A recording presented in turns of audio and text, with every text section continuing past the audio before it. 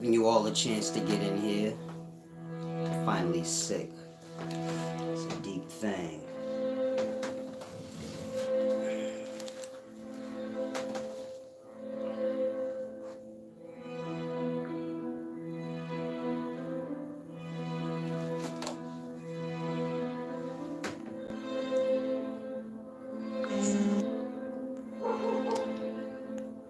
As I said, I'm giving you all a chance to get in here.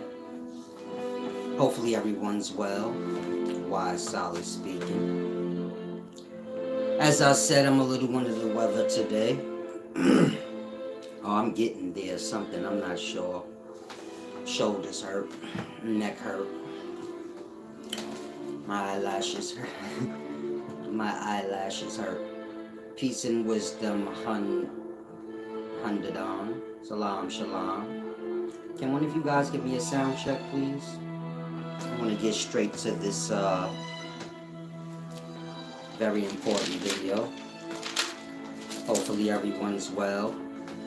Subscribe to the channel. Click the bell as well. Of course, if you missed this video, you won't be able to replay it, so make sure you become a channel member.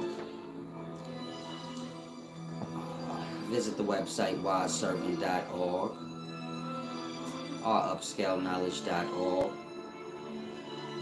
Deep lecture magazines there and other things. Now I suppose enough of you guys in here. I'm gonna go ahead and get started. Explaining how the scapegoat became the sacrificial lamb. Of course, if you're a Christian, your God or the son of your God is a sacrificial lamb. So I want to explain a very deep thing, meaning mankind is a ransom. We'll get into that. This goes really deep. Peace and wisdom, Sammy D. And everyone else. Now let me begin. In Christianity, Jesus, or the Son of God, is presented as a sacrificial lamb. I'm sure everyone knows this. That's not a secret. And of course, this God, or Son of God, is going to be sacrificed or die for the sins of man. Now, before this, the Son of God, because you always have the Son of God, but before the Son of God was named Jesus and presented as a man, the Son of God was presented as a scapegoat named Baphomet. Now, a scapegoat is someone who's punished for others' offenses. So you should be able to grasp there's no difference between a sacrifice lamb or a scapegoat. It's the same science, you know. One thing being killed or punished for another's offense. So, like I said, Christianity is new, but it's borrowed from older religions. So in that, like I said, you always have the Son of God, but by different names. But it's always the same. It's always the same telling, meaning God gets killed or is sacrificed for the world or man. Now I'm saying that so you guys can grasp that image of Baphomet is the image of a scapegoat, and that image means the same thing as the modern day image of the sacrificed lamb, which represents, you know, Jesus, our God. Now, Baphomet was the god worshipped by the Knights Templar. The Knights Templars, also known as the poor fellow soldiers of Jesus Christ. Now, the Knights Templar are the 12th century enforcers of early Christianity, meaning before anyone knew anything about Christianity, that religion. So the Knights Templar went around the world beating people up, forcing it on them. So you may have heard in the past people was hung up on the cross and all these things because, they didn't accept Christianity. Talking about that.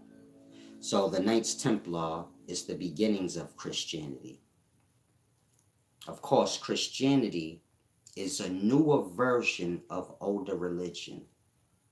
So they're enforcing an older religion upon the people, but a new version. The version being fit for the new place or places, because new countries are being developed during these times. You get my point? This country, put it to you like this. The Middle East was developed before America, so they had the Quran and Islam. Islam and Christianity is the same religion, but y'all ain't Arabic. So when it gets over here to America, then you get it, Allah becomes El, so on and so forth.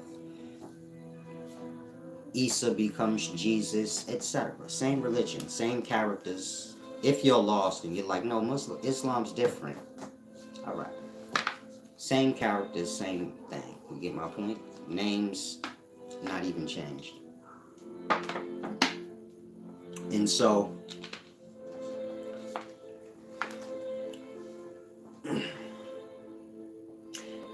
in the past, an early Christian worshipped Baphomet no different than how y'all worship Jesus, the sacrificial lamb. Meaning they say the same stuff. I'm going to take a bath in the blood of the goat and I'll eat it. But y'all say like y'all going to take a bath in the blood of the lamb and he going to die for y'all sins. He's y'all scapegoat.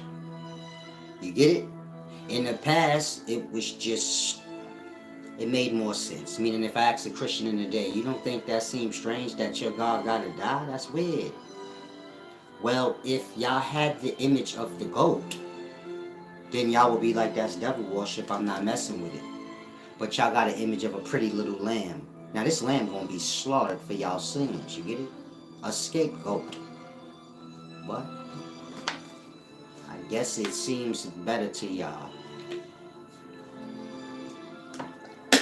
Meaning the Christian has no clue why God need to die for their sins. But I suppose if somebody gonna die for your sins, so you ain't gonna sit around and act, you get it? Who gonna do that? If you about to go to jail for life and somebody say, I'll go for you, you ain't really like, alright, whatever. If you gonna do it, cool. So, like I said, it's a scapegoat thing. In this case, man gonna be the scapegoat because he gullible. So you gotta be careful. Somebody come and tell you, hey, God gonna die for you. So your antenna's supposed to go up. Why? Why I'm special? What you got up your sleeve? What you put? You see how y'all don't have that mind to say, oh yeah, that's too good. Why? God gonna die for me. I'm a sinner, according to what you saying. I don't even know what I sent about, but you said I'm a sinner. Ain't God gonna die for me? You gonna give me $1 million too? You gonna shave my balls and make them smooth like boy legs too? You get it? You're supposed to have a mind to say, hold on, this ain't. Where's the balance? What I gotta do for that? Oh, you ain't got to do nothing, big baby, but just come on down to the church house and say like, yes. Death's gonna happen. Yeah, say that God gonna die for you. That's all you gotta do. Now, before Baphomet, there was Behemoth. Behemoth,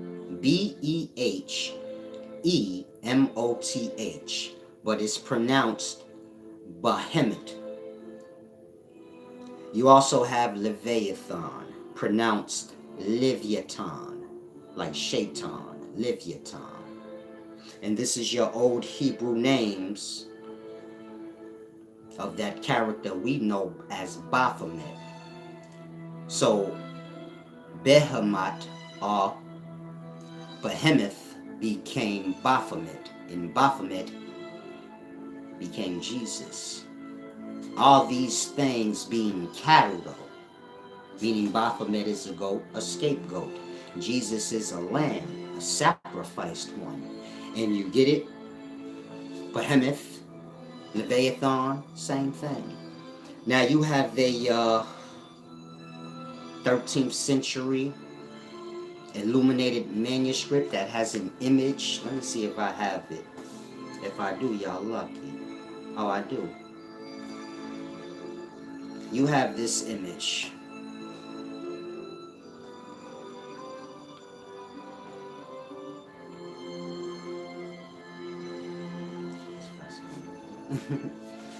If you just tuning in, I'm sick. I'm sorry. Don't hold nothing. Don't hold nothing to me. But you have this image. Hopefully it shows clearly. Can y'all see that?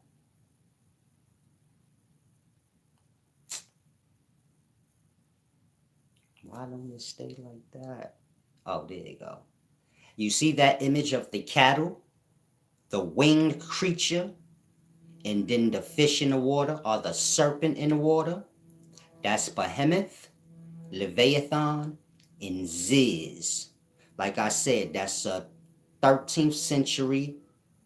That's a drawing from a 13th century illuminated manuscript showing basically Behemoth.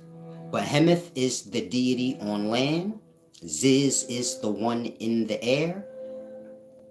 And Leviathan is the one in the sea. All three being the same deity. Your scapegoat. You get it? But this is just the old version. It go more in depth. Now, y'all following, right? And thank you, E. White, for the gift back. It's okay if y'all give back like $500 and stuff like that, because I'm 40. I don't even give my kids $5. I'm not being greedy. I don't want to thank you. I don't want you to take that wrong. I was just saying, we're size 8 if anyone wants to buy me some shoes. Size 29 jeans. I don't like belts, so make sure it's a 29 waist. Snug. But if they only have a 30, you can get it out. I just won't put any phones in my pocket, so it won't. What else?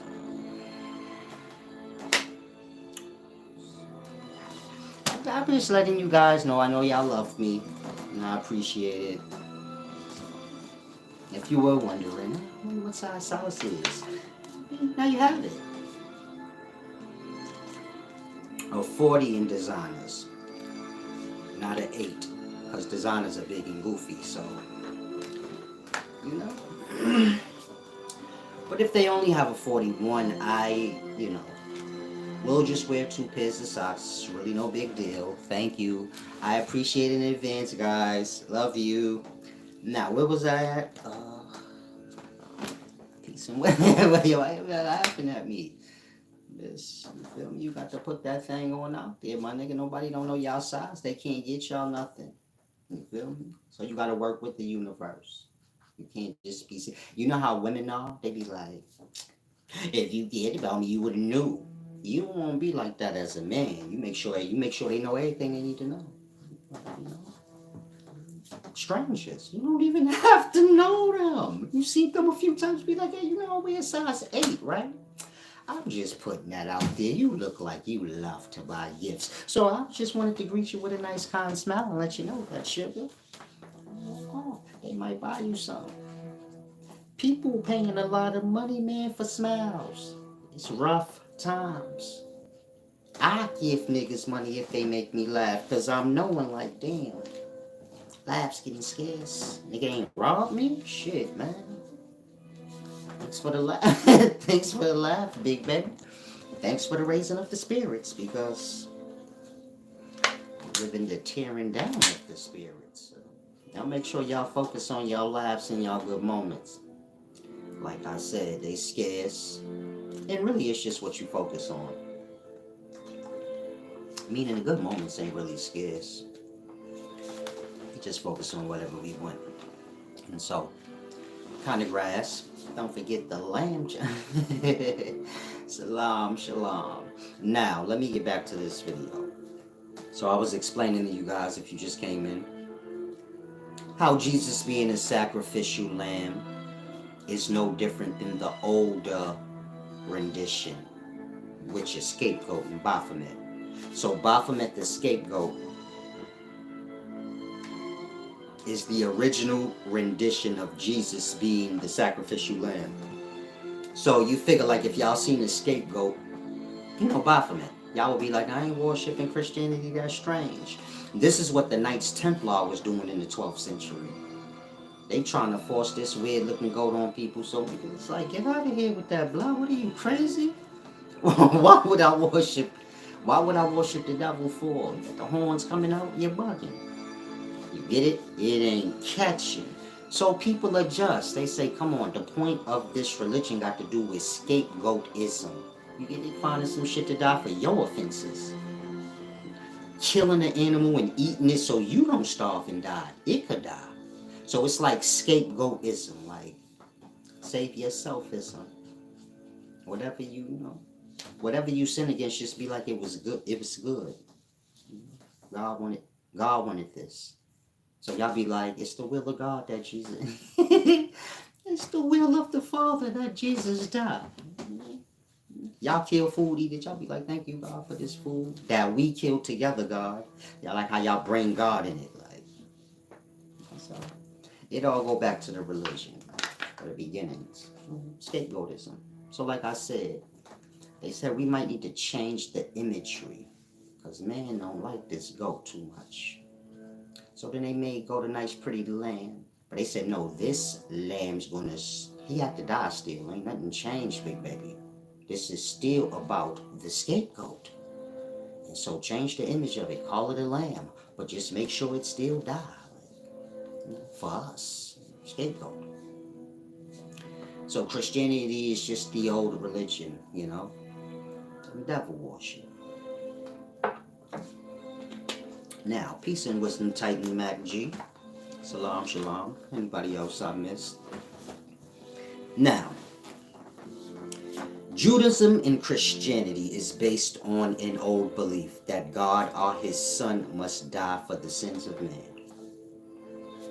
And man must see a righteous man die as this God. So they believe it. You get it? So you have the religion that go back to the beginning of time. God gonna be a scapegoat. And he got to die. And this is written in the Atrahasis. This is just ancient Sumerian creation story. In that story, Allah, the first manifestation of Allah, he's killed. I'm not being funny when I say that. If you know your Sumerian scholarship, you got the king's list. One of your first gods is Ilelu, but it's pronounced Ilala. They pronounce their A's like and they use like but. So it's Ilala. Same way y'all have Allah. You always got the God Allah. You just have to know how to pronunciate these things. So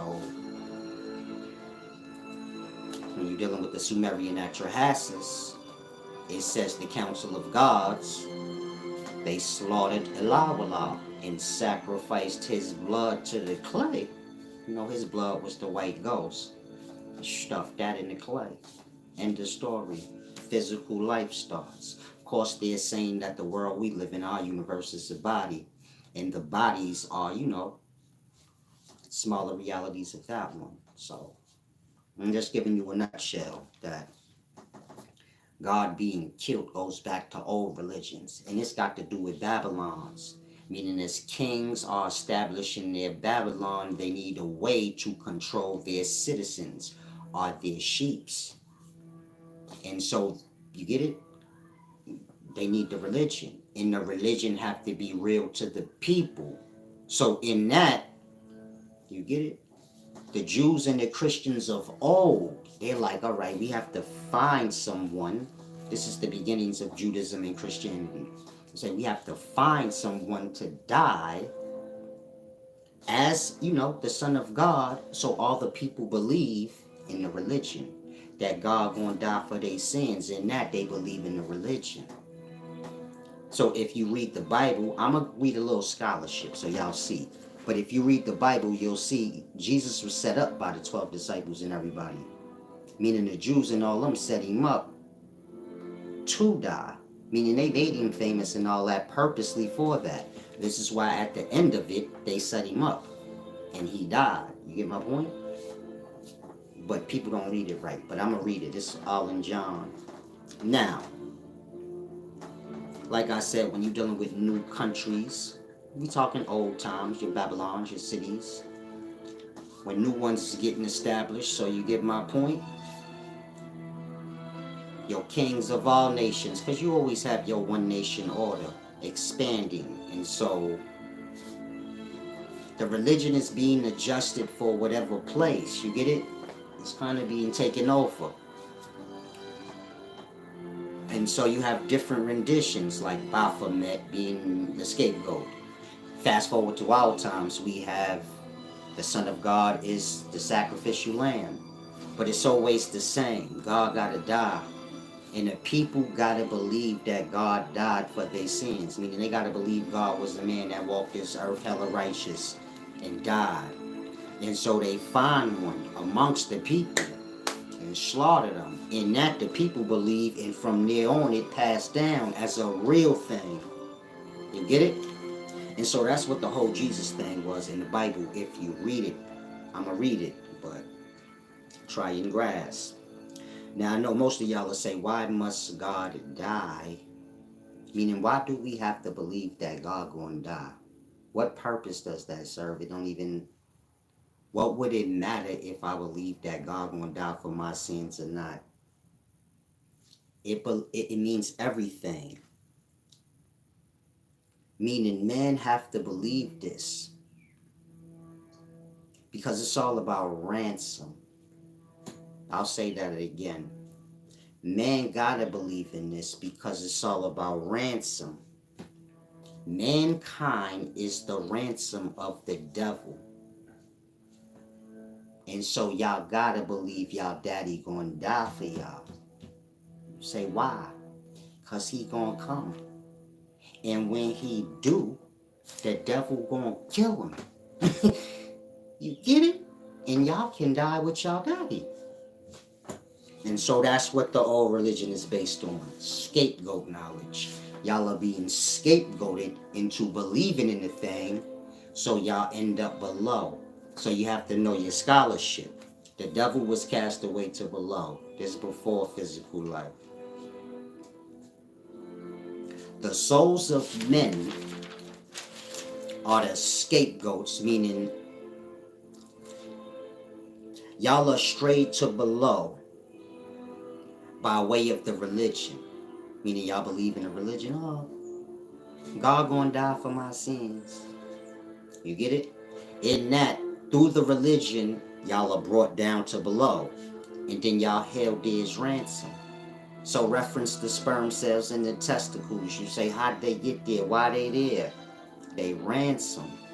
Being held there for ransom by what y'all call a devil. Why? Because they daddy gonna come for them. And then he gonna be bound to the clay. That's the body, the egg cell. And the sperm cells that don't get the egg cell, which is all of them, only one get it. So fuck them. They scapegoats. See, men think God gonna die for him. He gonna die for the devil, and it's just because he had no problem when God was gonna die for him. So what's the problem? The devil is God or below. Once God come below, fuck you, nigga. You hold no weight. And y'all helped with that. So to give you an example, I don't like your daddy. He cast me away. But he loved you. You his kids and shit like that. So I say, how about I kidnap his kids? He'll come for them. You get it? But better than kidnap them, how about I just convince them to come on their own? So I have no offense. Your daddy gonna die for your sins, man. It's a beautiful thing. Gonna come back for you. All you gotta do is come over here. You get it? So y'all come into the religion.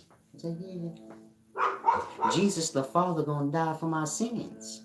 When y'all die, y'all soul go to below. Y'all signed up for that. You get it? And then y'all gonna be held down here for ransom until the Spirit of God, until the Spirit of God come. Raise all the sperm cell up from the abyss. Ah, thank you, God. Scapegoat. Y'all just got y'all own daddy killed and y'all can die with him. Like that. Meaning I kidnap y'all or I convince y'all to come stand by me.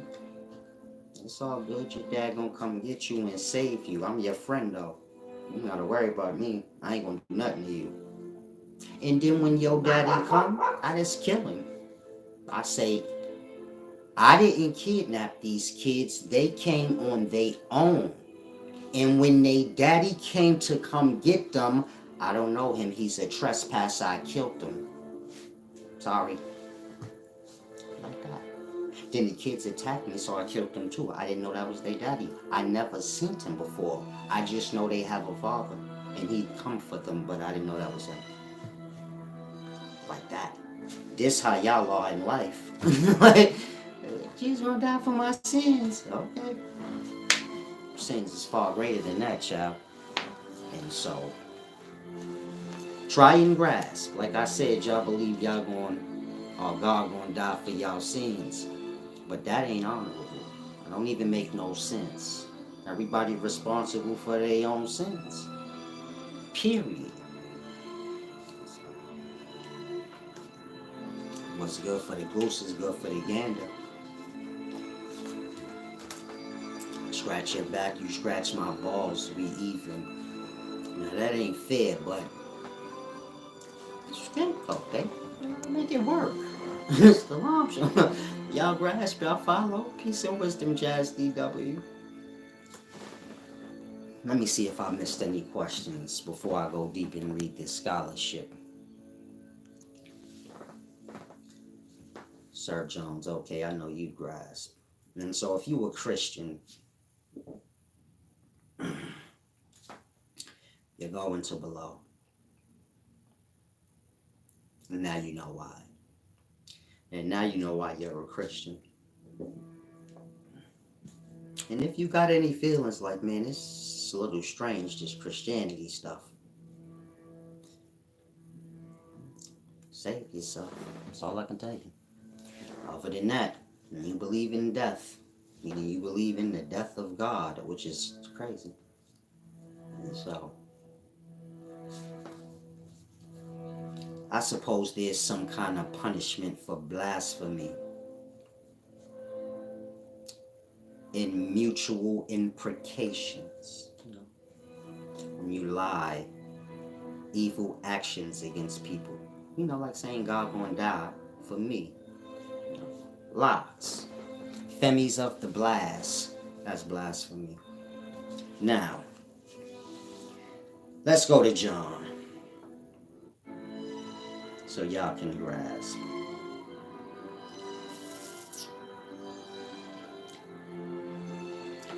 John 18. Now, I'm reading from when they're going to snatch Jesus up. So y'all can see that he's set up by everybody in the book. Even his mama. That's why when they hung him on the cross, she ain't did nothing. She just sitting there and watching him die with everybody else. But this is the point, because this must be fulfilled. Meaning the stupid dummy must be convinced that they're God. And even if they ain't convinced, who cares? We're saying they're God, they gonna die. Now, let's read John. John 18, first verse, it says, when Jesus had spoken these words, he went forth with his disciples over the brook Cedron, where was a garden, into the which he entered and his disciples. And Judas also, which betrayed him, knew the place. For Jesus oft times resorted thither with his disciples there. Judas then, having received a band of men and officers from the chief priests and Pharisees, cometh thither with lanterns and torches and weapons. Jesus, therefore, knowing all things that should come upon him, went forth and said unto them, Whom seek ye? They answered him, Jesus of Nazareth. Jesus saith unto them, I am he. And Judas also, which betrayed him, stood with them. As soon then as he had said unto them, I am he, they went backward and fell to the ground. Then asked he them again, Whom seek ye? And they said, Jesus of Nazareth. Jesus answered, I've told you that I am he. If therefore you seek me, let these go their way. Speaking of his disciples. They basically say, man, we looking for Jesus. He say, I'm Jesus, what's up? So they got scared, like, what the fuck, nigga? I wasn't expecting, you get it? Not to say he looked tough or anything, but you heard about this dude, he know magic and shit, blood. You get it? So you like, I don't want to be close to him. I didn't know that was him. I would have preferred to maybe arrow him in his thigh from far away and drag him off. So you kind of startled, like, oh, you him? What the fuck? So he's like, I'm Jesus. They fall backwards, like, oh. Then he said again, what y'all want? Who y'all want? Jesus. I'm him. So he's telling them, you could let them go on their way if you came for me. Now, it says, the band and the captain and officers of the Jews took Jesus and bound him.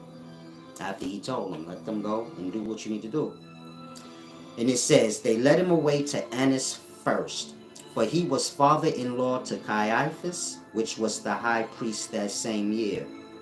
Now Caiaphas was he which gave counsel to the Jews that it was expedient that one man should die for the people, meaning they shaping and forming the religion we know as Judaism and Christianity. And so the people that captured Jesus, one of them are the counsel to the priest of Judas, the priest of the Jews. And he's the one that's telling them how the religion has to go. Like, yo, you gotta find someone amongst y'all peoples to die that's righteous. He's gonna be God. Like, that's how it works. You get it? I'll read that again. It says, now Caiaphas was he which gave counsel to the Jews that it was expedient that one man should die for the people. Expedient meaning it was wrong, but it need to happen immediately, fast. And Simon Peter followed Jesus, and so did another disciple. That disciple was known unto the high priest, and went in with Jesus into the palace of the high priest. So they're dragging Jesus off. Two of the disciples follow along. One they don't name, and the other's Peter. Peter's the one that chopped off one of their ear. Now they dragging Jesus off. He's just walking behind them. Now it says, and Simon Peter followed Jesus, and so did another disciple. That disciple was known unto the high priest, and went in with Jesus into the palace of the high priest. But Peter stood at the door without. Then went out that other disciple, which was known unto the high priest, and he spake unto her that kept the door, and he brought Peter in. So they're saying he went in first, did whatever he did, then came back out and told the shorty at the door, let my man in. You get it? Then saith the damsel that kept the door unto Peter, art not thou also one of this man's disciples? Peter said, no. So she's like, before she let him in, she like, ain't you with dude that they got, you get it? Ain't you one of his little peoples? Peter like, nope. Move this side, move far aside, get out the way. I'm trying to get in. Now, it says, then saith the damsel that kept the door unto Peter, art not thou also one of this man's disciples? He saith, I am not. And the servants and officers stood there, who had made a fire of coal, for it was cold. And they warmed themselves, and Peter stood with them and warmed himself. So that's like you get dragged off and your man follow behind you. Then they drag you into the palace. And then he come in after and he go chilling with the dudes that's basically dragged you in there. He's like standing by the fire with them shit talking or something. I'm not sure. So do y'all see? They set him up, all of them, for the religion's sake. The people gotta believe that the Son of God died. You get it? And this gullible fool will do just perfect. So hopefully y'all grasping. If y'all got Bibles, pull out John 18. Meaning if you learning somebody teaching you the Bible, they should be reading directly from it like this. And explaining as they go. It ain't that hard to do if you know it. I mean, it's simple. I do one-on-ones like this, any chapter. It take a little while though. Not this long. I'm not. It's just me and another person. We're just reading through. I'm explaining on whatever you need to go back on. You go back on. Now it says the high priest then asked Jesus. This is after Peter's chilling out with them by the fire getting warm. Then it says Jesus. It says the high priest. This is John 18. John chapter 18 verse 9. The high priest then asked Jesus of his disciples and of his doctrine. Jesus answered him, I spake openly to the world. I ever taught in the synagogue and in the temple, whither the Jews always resort, and in secret have I said nothing. Why askest thou me? Ask them which heard me what have said unto them, what I have said unto them. Behold, they know what I said. So Jesus is basically saying, you don't got to ask me what I said. Everybody heard me. I didn't speak in private nowhere. I spoke in the synagogue. I spoke directly to the Jews. Whatever I said, everybody heard me loud and clear. You ain't got to ask me, what did they say I said? You get it? Now Annas had sent him bound unto Caiaphas, the high priest. No, I'm sorry, I skipped. Verse 22, it says, when he had thus spoken, one of the officers which stood by Jesus struck him with the palm of his hand, saying, answerest thou the high priest so? Basically, when Jesus told him, everybody heard what I said, man. Stop asking me what I said. One of them slapped shit out of him. The fuck you think you talking to? This is the high priest, blood. What did you say? You get it? Like they roughhousing him now.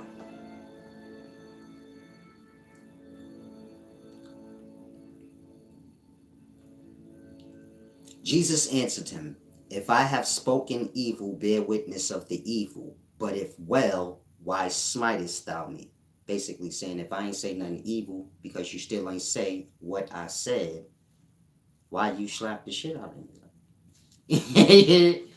This is deep. Y'all have to like I said, if you a Christian, pick the book up, man. And if you don't understand it, then you got to find someone like me who do. It's a deep thing. It explains like why y'all like y'all are. But now Annas had sent him bound unto Caiaphas the high priest, and Simon Peter stood and warmed himself. Your man getting his ass whooped and slapped, you chilling. Getting warm. That ain't deep to y'all. Meaning when I first read this, I'm like, yo, Peter is a whole dick hole. Meaning y'all focus on Judas. Like, yo, Judas is a snake. Peter is a snake. Blood. I don't think y'all grasp this shit. Niggas kidnapped him and he chilling with them now, getting warm. Jesus could see him. That's why I'm saying he a snake. He in the same space where they slapping Jesus. It's not like he in another section. You get it? Jesus could see him like, damn, blood, you just gonna come in and get warm? Why'd you even come here? Like, if you're not gonna save me, what the fuck are you here for? And why are you talking to them by the fire? But Jesus already told him, you gonna betray me 3 times before the, you get it? before the chicken crow, man. Okay, y'all grasping. It says, and Simon Peter stood and warmed himself. They said therefore unto him, art not thou also one of his disciples? He denied it and said, I am not. So the dudes he chilling with, they're like, damn, ain't you dude that be chilling with him? His right hand man and all of that? I don't know why they don't recognize him out the blue. But everybody seem a little blurred. Like, ain't you ain't you so and so? Blood just chopped one of y'all ear off. Why y'all acting like y'all don't recognize him? So it's a setup. You get it? Remember, Simon Peter chopped one of their ears off, then he followed them. If you chop my ear off, I'm slaughtering you. Especially if you start following me after I kidnapped your man. Why are you following me, blood? We taking him. What you want? Again. They kidnapped Jesus. Simon Peter started following them. He chopped one of their ear off. They ain't even do nothing to him. They let him inside to get warm. He's chilling with the dudes. Y'all don't understand who Peter is. Meaning he high ranking. Again, he chopped one of the ears off of the dudes he warming up next to. They're like, ain't you with him? He's like, no. You know you gotta have high status to have big nuts like that. You get it? They could kill him at any moment. All they gotta do is recognize him. He ain't covering his face or nothing. He going right in their face like, yeah, it's chilly outside. Let me get a little bit of this fire with y'all, big baby. Now I'm gonna continue reading. One of the servants of the high priest, being his kinsman, whose ear Peter cut off, saith, didn't I see you in the garden? That we talking about the dude who ear he cut off. He looking at Peter like,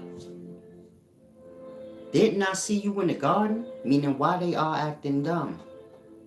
This just happened. That part. They know who Peter is. You get it? But he got too much status for them to be like, this motherfucker's with him. Think like how y'all scared of Jay Prince, so you playing dumb like, yo, ain't you the one that killed Takeoff? You too scared to be like, nigga, you did it. Like that. They all playing stupid like, ain't you homeboy that be with him? Because they too scared to look him in the face and be like, you him. Peter got status. They don't know what's going on here. But they know like, I gotta do what I gotta do. I guard the door, so I'm guarding the door. But I recognize you, blood, but I know who you are amongst the Jews. Meaning Peter, he the main stake from the beginning. Him and John. And so this thing go deep. Meaning Peter, he important part of this religion. You get my point? Him and the other disciples. For that reason. They the ones that got him. And made him famous like that. Because remember, the person got to be righteous and loved by the people. And they got to damn near see him as God on their own. Of course, with a little influence, but you get it? It's like if they come and take me, they say, damn, Silas is really wise. But this nigga got a teardrop on his eye and bullet hole, so he not gonna work. You get it? But just say I didn't. Then they say he is perfect. He even looked like a little boy. He might do. Like that. Then y'all say, yeah, Silas is really wise. I mean, and after they present me to y'all like a little boy, I never did no wrong. He was mad wise. Like, look, I explained the Bible because I'm like the Son of God. And y'all hype that shit up like, yeah, look, he's amazing. He performed miracles. Jesus ain't performing miracles. The disciples are. See, when you read the text, you'll always see that. Jesus healed. But he let the disciples heal for him. He wasn't the one actually doing it. Meaning, they was doing whatever magic they do. Kabbalah shit. And giving him the glory. Yeah, he showed us how to heal. Like he healed over here, but he ain't did shit. You get it? He just wise and gullible. If y'all following, put up a one. I suppose y'all are. Now, one of the servants of the high priest, being his kinman, whose ear Peter cut off, saith, Did not I see thee in the garden with him? Peter then denied again, and immediately the cock crew. Jesus told Peter at the Last Supper, you going to deny me 3 times, thrice before the cock crow. Basically telling them, nigga, before morning or before light, in the dark, you a fucking snake. You get it? Before the light, basically telling them all things is revealed in the light, nigga. And right before the light come, you a snake, it's gonna show. Meaning the first glimpse of light is when the cock crow.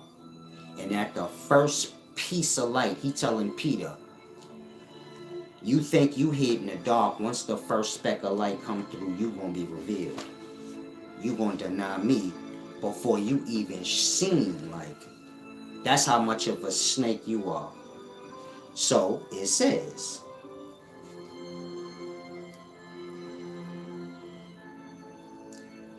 one of the servants of the high priest, being his kinman, whose ear Peter cut off, saith, Did not I see thee in the garden with him? Peter then denied again, and immediately the cock crew. Then led they Jesus from Caiaphas unto the hall of judgment, and it was early morning.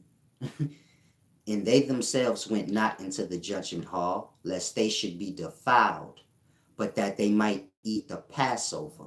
Meaning it's got to do with, like, they gonna eat this nigga. You get it? This old times. Sacrificial lamb times. Man get ate too. Meat is meat. You get it? And when you talking meat, man got the best meat. He cleaner than cattle. You get it? Meaning, y'all lost. Y'all think like it's a, once you take the skin off, all you got is the red bloody meat inside. That don't matter what it is. Meaning whatever meat you eat, meat. You get my point? And so,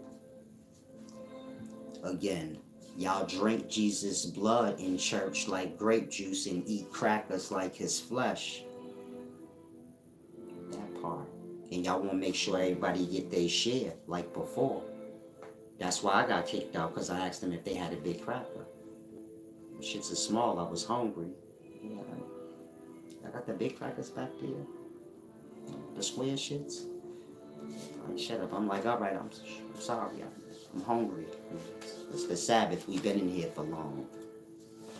I asked my mom's, Mom, you got the peanut butter in your pocketbook from work time? He telling me, shh. Come on, what the fuck you over here for, blood? You didn't give me a bigger cracker, so why you worrying about it? So I conned my whole row to give me their cracker and their juice, because I was thirsty. So they kicked me out. Whatever, blood, you can't be cheap, my nigga. Like, why you gotta have all the blood of God? Let me get one more. That blood of God is good, like, you know. It's grape juice though. You know, grape juice is good, but it's expensive, so I don't get that much. So they have it free, my nigga. You pull up for the Passover. So I pulled up. I was hungry. I ain't know they starved that day and just give you crackers. So I didn't know. So I'm like, y'all got peanut butter or cheese or something that I could put on these little crackers? Because usually I eat mine like that. So then they like get mad at me. They kick me out. So whatever. I wasn't sweating. No big deal, big baby. Feel however you want about it. I ain't tripping. Like, y'all really get the big crackers in here, then y'all getting too much money. You feel me? Well, really, I told them, what kind of bum fucking church is this, man? We having church in the tent and shit. Y'all got small crackers and ain't got no money in here. I'm out of here. I gotta go. Y'all here arguing with me over small crackers, bro. Why are you worrying about? Let me get back to the text. But if you lost, they about to carve Jesus up and eat him. So that's why y'all do it in the church. They say, like, you gonna drink the blood of the lamb, big baby. Good blood. Now,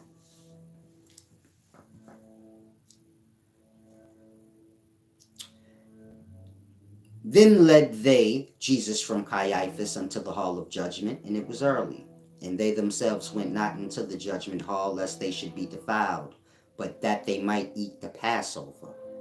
Pilate then went out unto them and said, What accusations bring ye against this man? So Pilate don't know what's going on. Pilate worked with the Rome, and Rome is taking over the world. And they gave a little power unto the Jews in a certain area to rule over their own. So do y'all thing. So they bring Jesus, who is a Jew, to Pilate. A Jew is anybody that worships Judaism, this religion being built up. And of course, in Judaism, they didn't get to the part where, they kill a goat or the Son of God. So that's where we're at now. And then it's going to become Christianity. So Pilate asked them, What accusations bring ye against this man? They answered and said unto him, If he were not a malefactor, we would not have delivered him unto thee. Then said Pilate unto them, this the deep part, Take ye him and judge him according to your own law. Meaning Pilate gangster. He telling what you bring him to me for. I gave y'all power, judge him however you want. The fuck I look like I work for y'all? I'm making it real, like how it would have been back then. Pilate ain't got time for this shit. Y'all over here, y'all they bums to Pilate. I gave y'all power to deal with y'all on. Why you bringing this motherfucker over here? You get it? Y'all got your own country we gave y'all. Handle it. Now watch what they say. This is where it's so deep. Then Pilate said unto them, Take ye him and judge him according to your law. The Jews therefore said unto him, It is not lawful for us to put any man to death. Meaning they telling Pilate, they think like in the daytime. You got the death penalty in Los Angeles. Let's say in New York you don't got it. So they telling him like that. Nigga, we brought him to you because we don't have no laws. We don't have a death penalty law. We can only lock him up forever. Nigga, we want him dead. That's why we brought him to you. You get it? So Pilate's asking them, judge him according to y'all own law. Why y'all bring him over here for? And they telling him like that because we want him to die. We don't have no laws for the death penalty. At most, we could lock him up forever. And that ain't good enough. This nigga must die. Now, I'm going to read.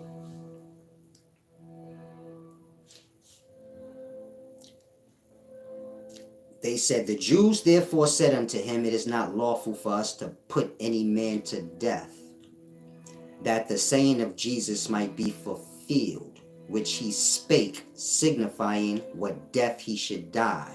You get it? They're going by the religion of old. God got to die. Like, you get it? So they're working it out. Basically to say, like, they trying to figure out what we going to say he guilty of. But they already know we got our subject. He perfect. We just got to work this out. Pilate and them don't know what they doing. So they like, what the fuck is going on with y'all? Deal with him on y'all own. Y'all ain't even saying what he did. Now I'm going to read.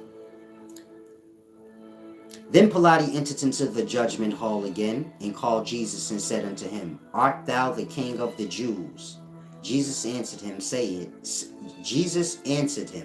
Sayest thou this thing of thyself, or did others tell it to thee of me? So Jesus basically telling him, you asking me this on your own accord? Or did somebody else, like one of them, tell you to ask me if I'm the King of the Jews? Pilate gangster. He said, Am I a Jew? You get it? He asked Jesus, Are you the King of the Jews? Jesus said, You asking me that because you asking, or you asking because they said I'm the King of the Jews? Pilate said, Motherfucker, am I a Jew? Basically telling them, blood, I ain't playing with you. I don't care about y'all. You get it? Don't ask me what the he about to behead him. Like, what the fuck is wrong with you, blood? You think I really care? I'll kill all y'all. So he's asking him like that. Am I a Jew? Like, keep it up. Pilate answered, Am I a Jew? Thine own nation and the chief priests have delivered thee unto me. What did you do? You get it? He basically telling him, stop playing with me. I ain't no Jew, nigga, and I don't know what y'all got going on. But what did you do according to them? Now, of course, Jesus has no clue what he did either, so this little conversation is deep.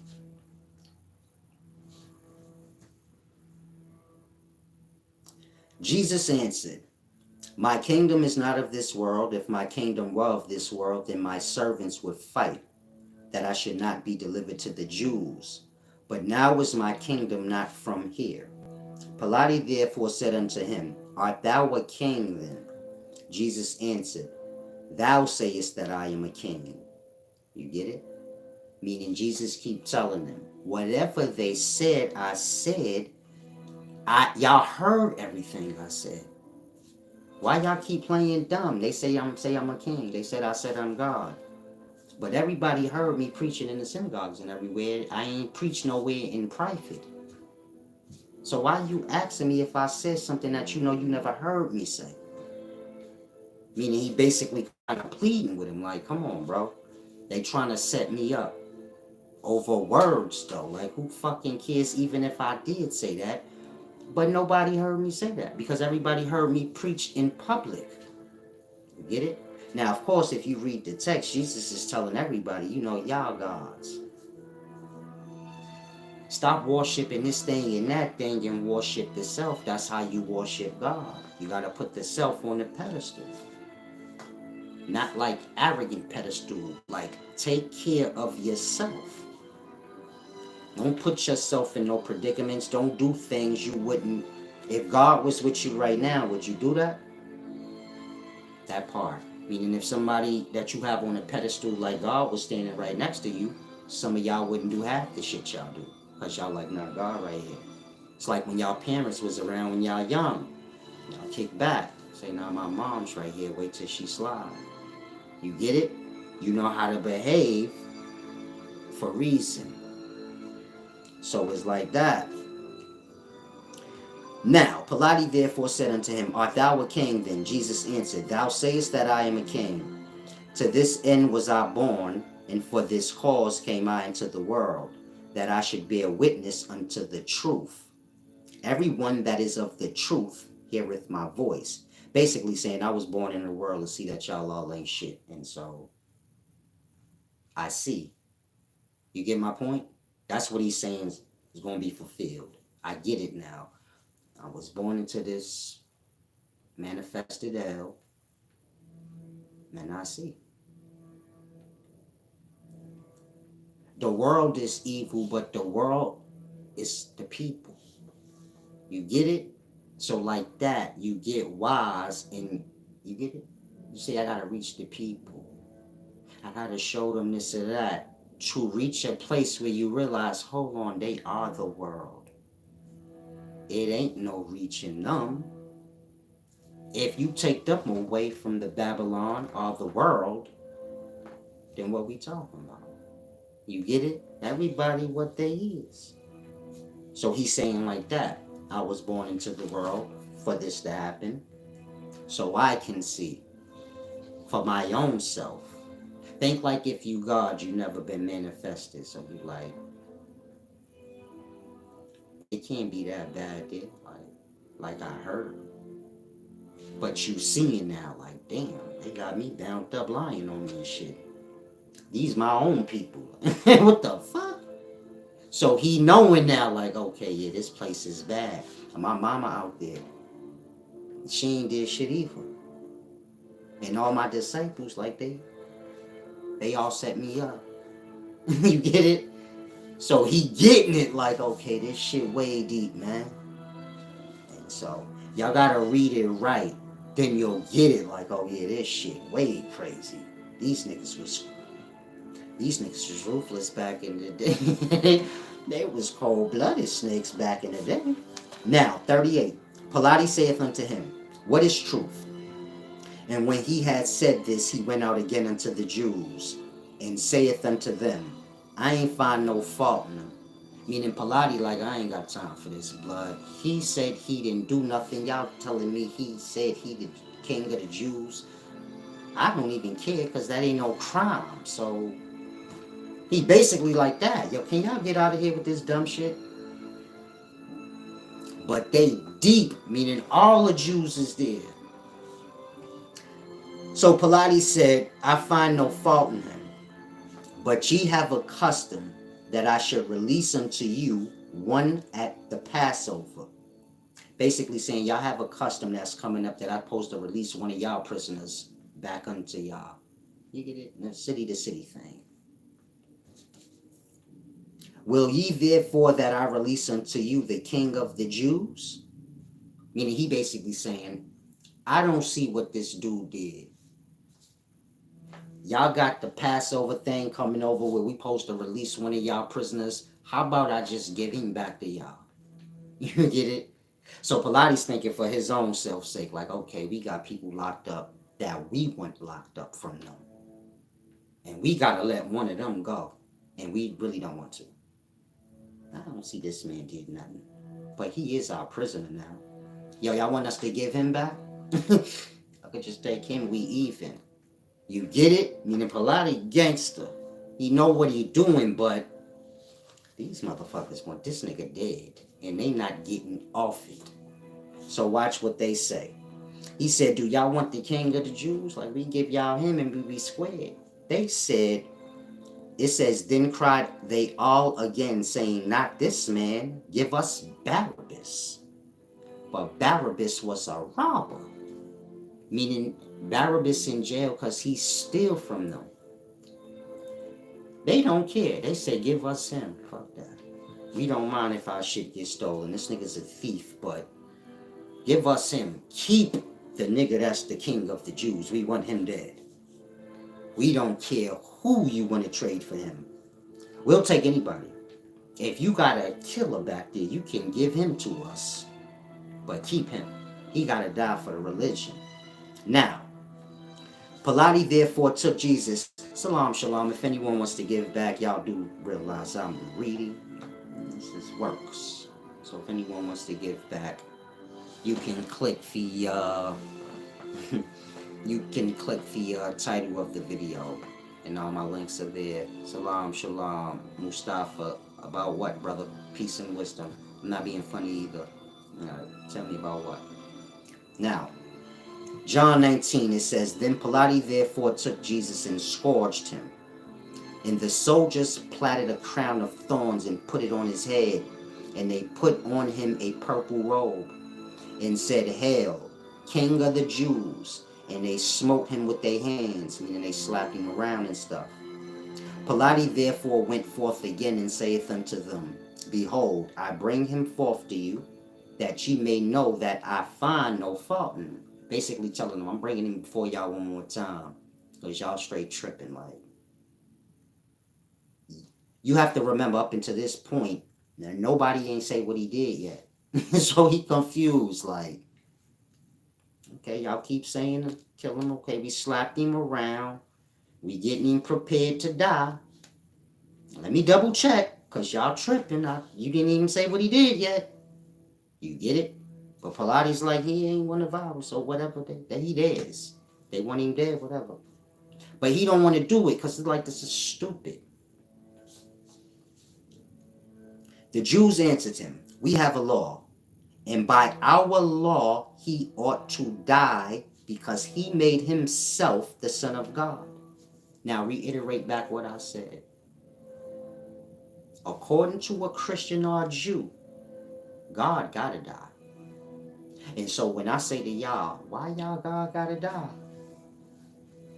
It's always crazy. What is this nigga talking about? Because that's how it go in the text. Because he gotta die. This is what y'all say, Christians. I've asked y'all many times. Y'all don't see that strange God gotta die for y'all sins? Why do good gotta die for evil? Meaning, why God gotta die for a sinner? They don't answer that. Meaning, if you ask a Christian in the daytime, why do God need to die for you and your religion, and why do you think that's okay? And why do you stay in the religion? They're not going to answer you. They're just going to stay in the religion. I'll say it again. They said,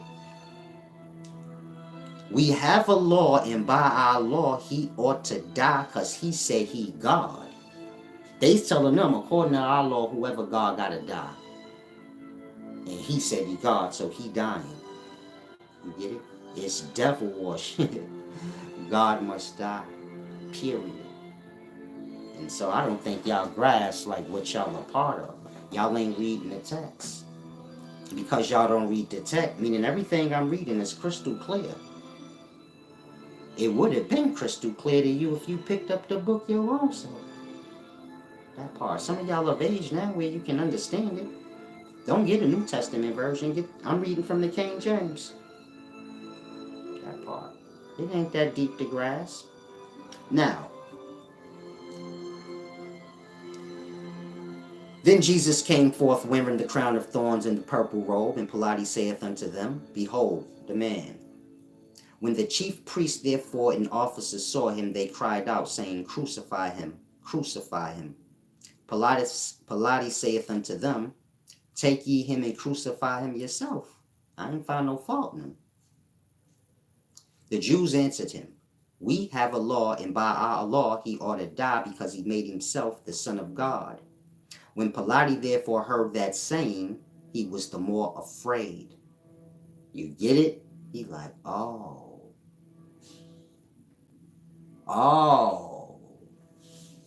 Now y'all being clear.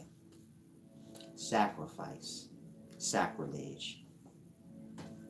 I get it now. Y'all want him dead. When Pilate therefore heard that saying, he was the more afraid, and he went again into the judgment hall. Now he say, let me make sure this nigga ain't God. You get it? How can I put it?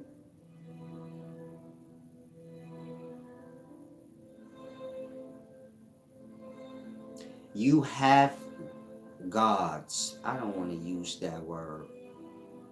You have people similar to me, strangely wise. You get it? Like that. He's like, is he one of them, like a sentient? Let me double check he ain't a sentient before we do this shit. Because they really ain't supposed to be, you get it? I'm supposed to use something gullible that's just good. It ain't about like wise or nothing. You get it? So he like, bro, be preaching he's wise. Hold on, this nigga too old. He supposed to be your son. You get it? Why are they picking him? Hold on, they trying to pick something real. It's just it really don't matter who you pick. Blah, pick a little kid and kill him. Like that. So they like, okay, let me double check and make sure for myself this nigga ain't extremely wise. Because now they bugging. Now,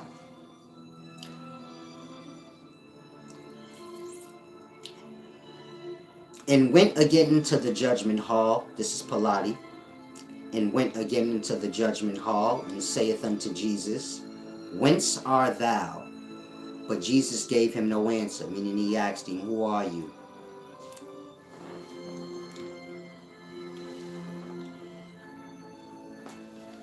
Shalom, shalom. Can y'all get this weird stuff together? Now,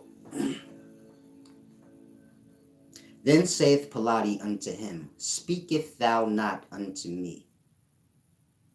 Knowest thou not that I have power to crucify thee and have power to release thee? He basically telling them, you need to answer me because I got the power to like let you go regardless of what they saying. I can let you go. You get it? Nigga, I can make you a king if I can do whatever I want. They ain't got no power over me, blood. It's about me. If I ask you something, answer. Don't play with me. He basically telling Jesus like that. Jesus catching a little pity fit now. You don't want to talk to nobody. Leave me alone. You get it? And so we go deep. Jesus answered and said, Thou couldst have no power at all against me, except it were given to thee from above. Therefore he that delivered me unto thee have the greater sin. And from thenceforth Pilate sought to release him. But the Jews cried out, saying, If thou let this man go, thou art not Caesar's friend. Whosoever maketh himself a king speaketh against Caesar. So they letting me know Jews worship Caesar. Julius, that is. And if you don't kill this nigga, you against Julius Caesar. And he's God. You get it? Meaning if you follow Judaism in the day, they worship Julius Caesar, big baby. You heard it out your own mouth. These the Jews, the real Jews that brought Jesus to the people. Meaning if you view yourself as a real Jew, so then this is all your text. And so in every rendition of the text, the Jews brought this man to the Romans. That part. And they worship Caesar. And it was the preparation of the Passover. Oh, I'm sorry. When Pilate therefore heard that saying, he brought Jesus forth and sat down in the judgment seat in a place that is called the pavement, but in Hebrew, Gabbatha. That's like the place of skulls. And it was the preparation of the Passover in about the 6th hour. And he saith unto the Jews, behold your king. But they cried out, away with him, crucify him. Pilate saith unto them, shall I crucify your king? The chief priest answered, we have no king but Caesar. I'm saying that so y'all could grasp. The Jews of old, they say, we worship Caesar. And you can kill this nigga right here. He'll make perfect for our religion. Where they crucified him, then delivered he him therefore unto them to be crucified. And they took Jesus and led him away. And he, bearing his cross, went forth into the place called the place of a skull, which is called in the Hebrew Golgotha, where they crucified him, and 2 others with him on either side, and Jesus in the midst. And Pilate wrote a title and put it on the cross. And the writing was, Jesus of Nazareth, the King of the Jews. This title then read many of the Jews. For the place where Jesus was crucified was nigh to the city, and it was written in Hebrew and Greek and Latin. Then said the chief priest of the Jews to Pilate, don't write King of the Jews, but put that he said he was. You get it? Meaning they telling him, don't put he the king of the Jews, put that he dying and all this, because he said it. He ain't our king, nigga. Caesar is our king. We already told you that. Meaning they getting mad because they really worship Caesar. So they like, stop fucking playing. You get it? We got the same king. They basically trying to say, you trying to disrespect our city. Like, we worship King Caesar just like y'all.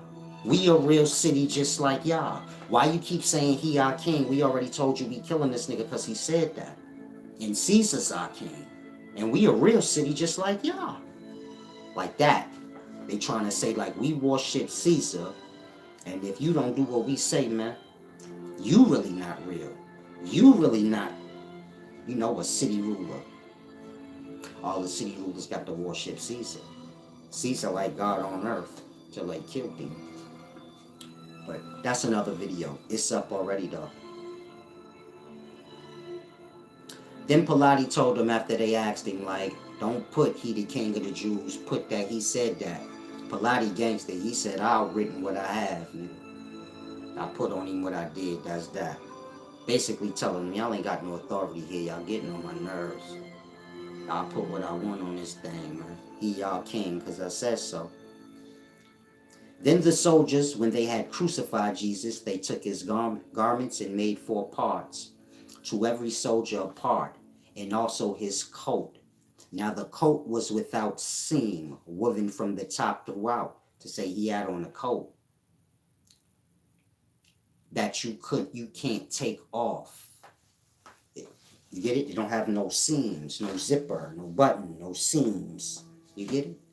You talking flesh. I'm gonna rip this nigga open. That's what they mean by his coat have no seams. That part. They're gonna bust him right open.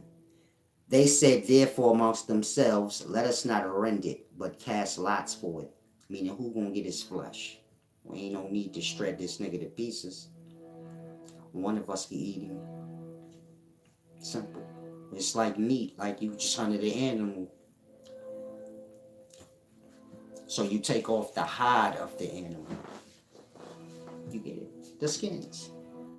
You divide that into 4 parts. Y'all can all make y'all some dope ass mink gloves or something. But now the meat is left. You get it? That part. So I don't want to divide that up like that. Let's just cast lots for it. Like who gonna get it?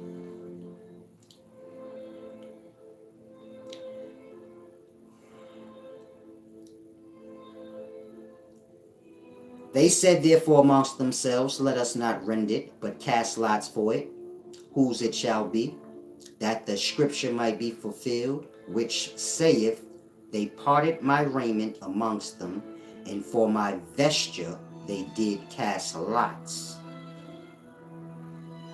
These things therefore the soldiers did, meaning this go back old. Like I said, it's an old religion being brought into their times. They have to make it right.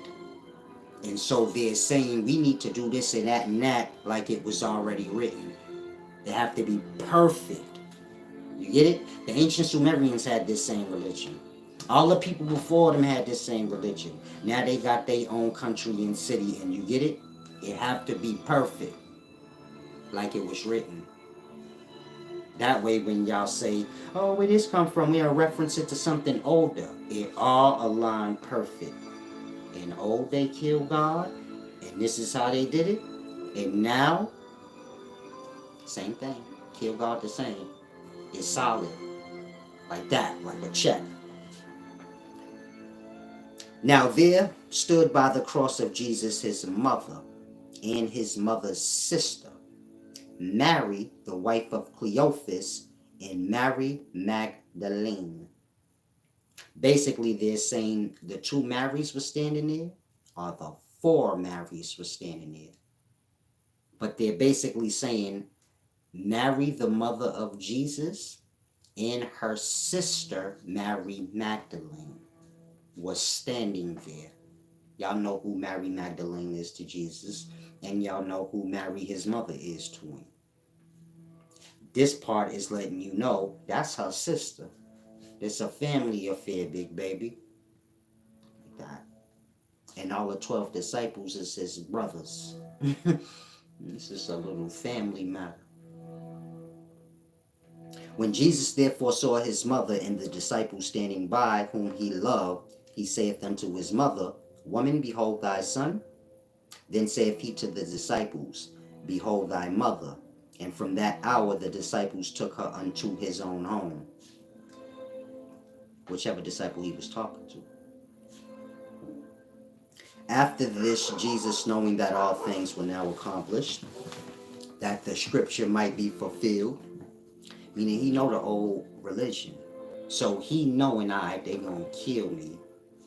Meaning they did everything according to the old religion. There's only one thing left now. To pierce my side. So he know that's coming. Think like if you've seen this before, you know this already. But it's just you now. So you like, oh shit. They got me strung up on the cross, but this the old, you get it? You see how I'm explaining to y'all? Now imagine it happened to you tomorrow. So you like, damn, I know this story. I seen the movie with Mel Gibson. This the part where they beat my ass with those. You know every part already. So when it's happening to you, you like, damn, this the part that I don't want to go through. And so after this, Jesus, knowing that all things were now accomplished, that the scripture might be fulfilled, saith, I thirst. Meaning he said, I'm thirsty. Now there was set a vessel full of vinegar, everything perfect like it need to be. And they filled a sponge with vinegar and put it upon a hyssop and put it into his mouth. And when Jesus therefore had received the vinegar, he said, It's done. And he bowed his head and gave up the ghost. Meaning he died right there. The Jews therefore, because it was the preparation that the body should not remain upon the cross on the Sabbath day, meaning this is Friday, but evening coming. Friday evening is the Sabbath, from Friday night to Saturday night. from sunset Friday to sunset Saturday. So they like, all right, we got to get him off the cross. Like, you can't leave nobody on the cross on a holy day.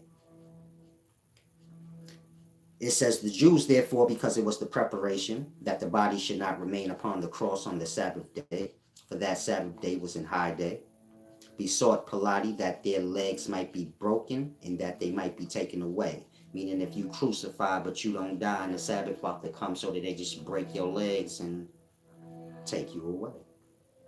But one of the soldiers with a spear pierced his side, and forthwith came there out blood and water. And he that saw it bare record, and his record is true. And he knoweth that he saith true, that ye might believe. You get what I said in the beginning? Y'all gotta believe. Meaning the people gotta see this and believe. And so he documenting everything perfectly as it's supposed to be. Meaning they doing everything accordingly, like it was done in the beginning.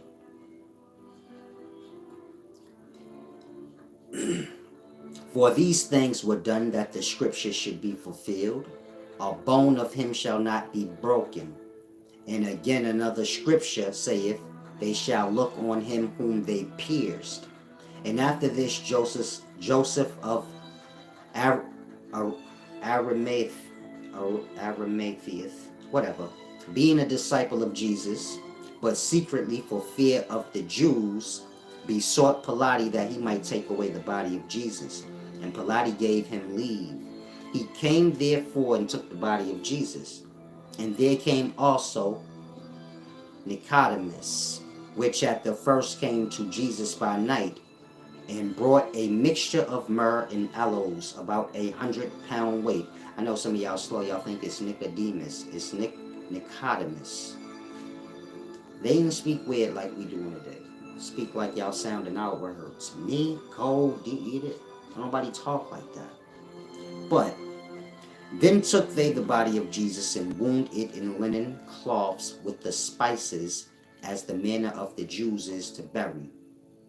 Now in the place where he was crucified there was a garden, and in the garden a new sepulchre, wherein was never man yet laid.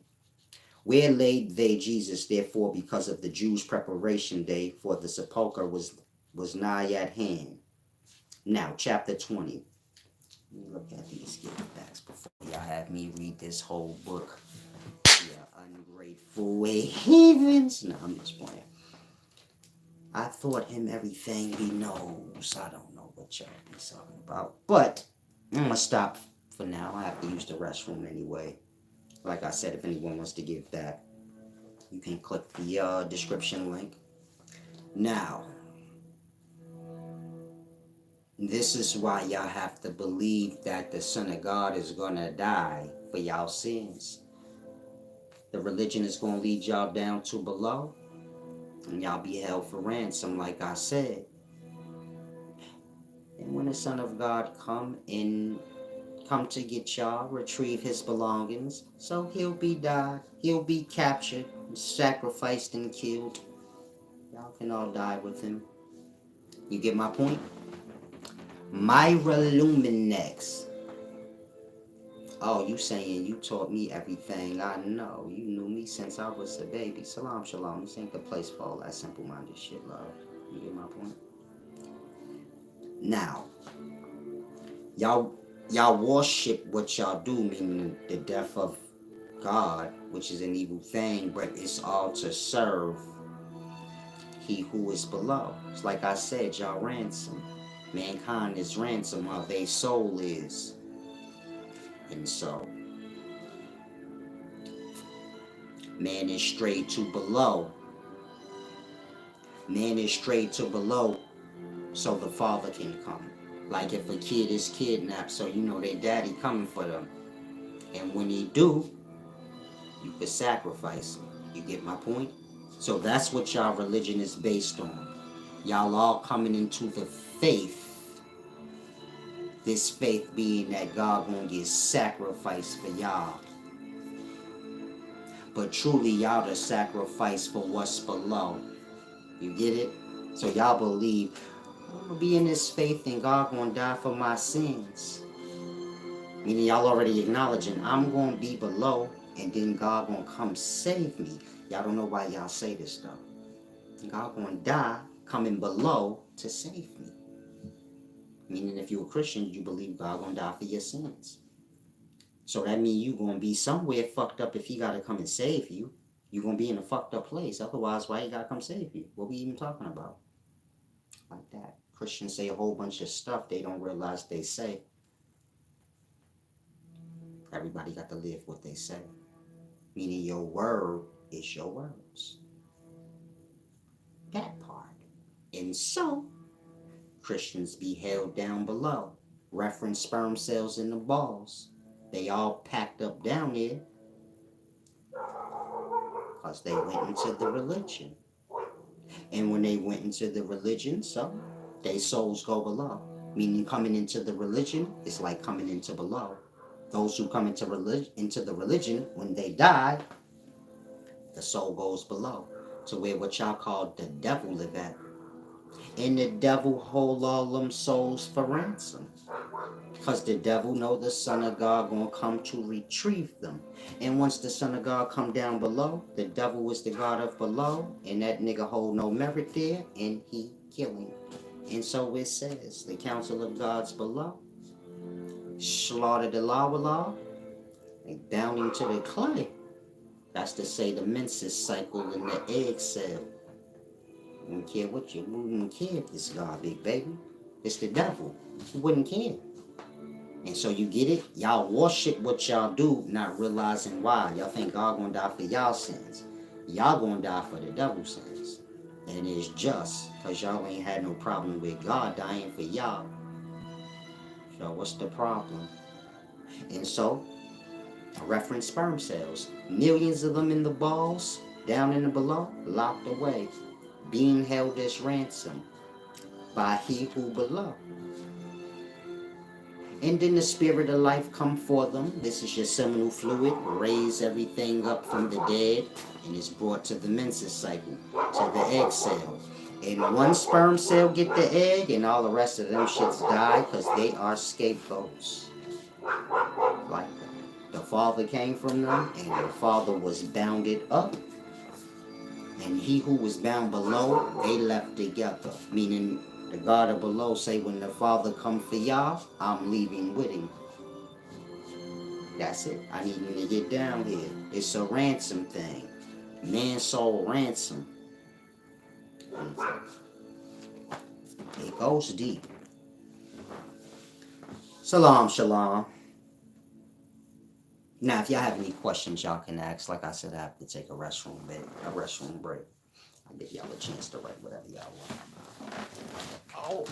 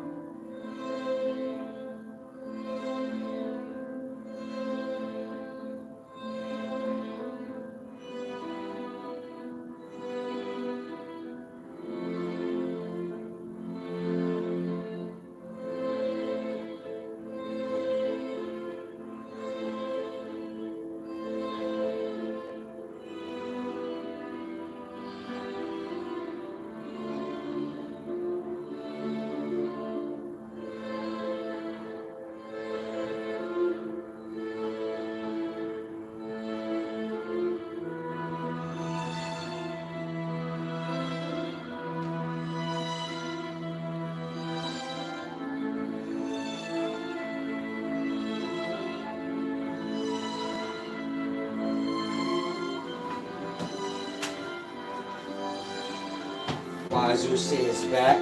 If y'all have any questions, ask. I'm about to wrap this up. Like I said, I feel a little weird today. I don't know why. I was in the city yesterday. Maybe I don't know what happened. But y'all see them balloons that the Chinese flying around. So be careful. Make sure y'all take care of yourselves because it could be virus in there. You get my point? They send all the balloons over here to spy. Nobody got that kind of time. So you get my point? They could be sending the balloons over here, and when they shooting down, new COVID shit. You get my point? So just be careful. You might want to mask up if you feeling a little sore around your shoulders like I am. Maybe I need sleep or something. I don't know, but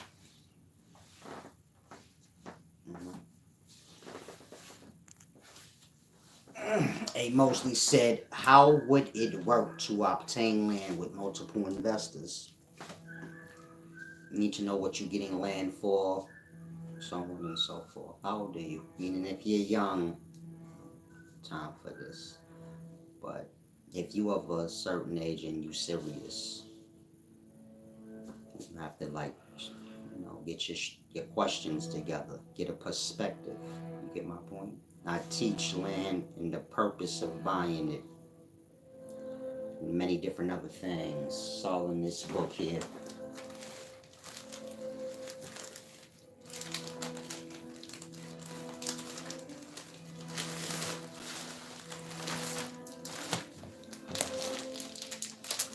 But if you have a specific thing you're trying to do, you have to be clear. But you can get this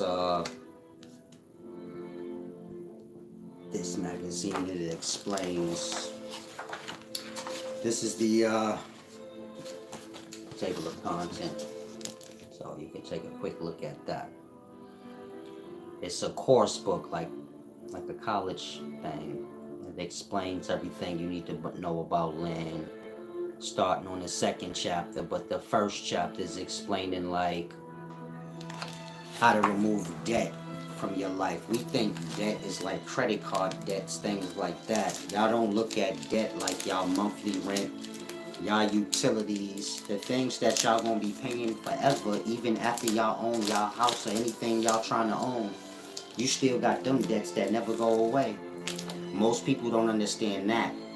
That's what buying your freedom is.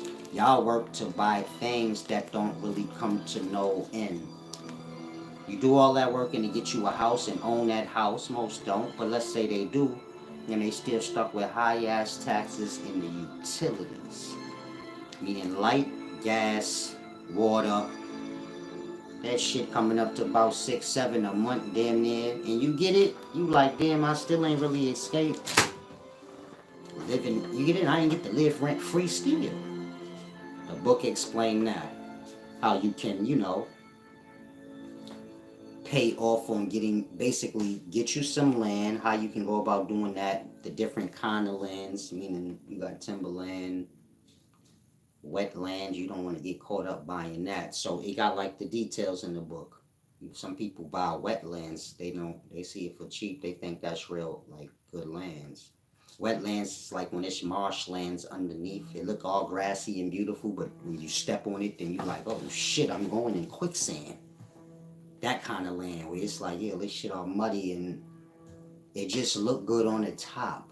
You know how marshlands is, like swampland.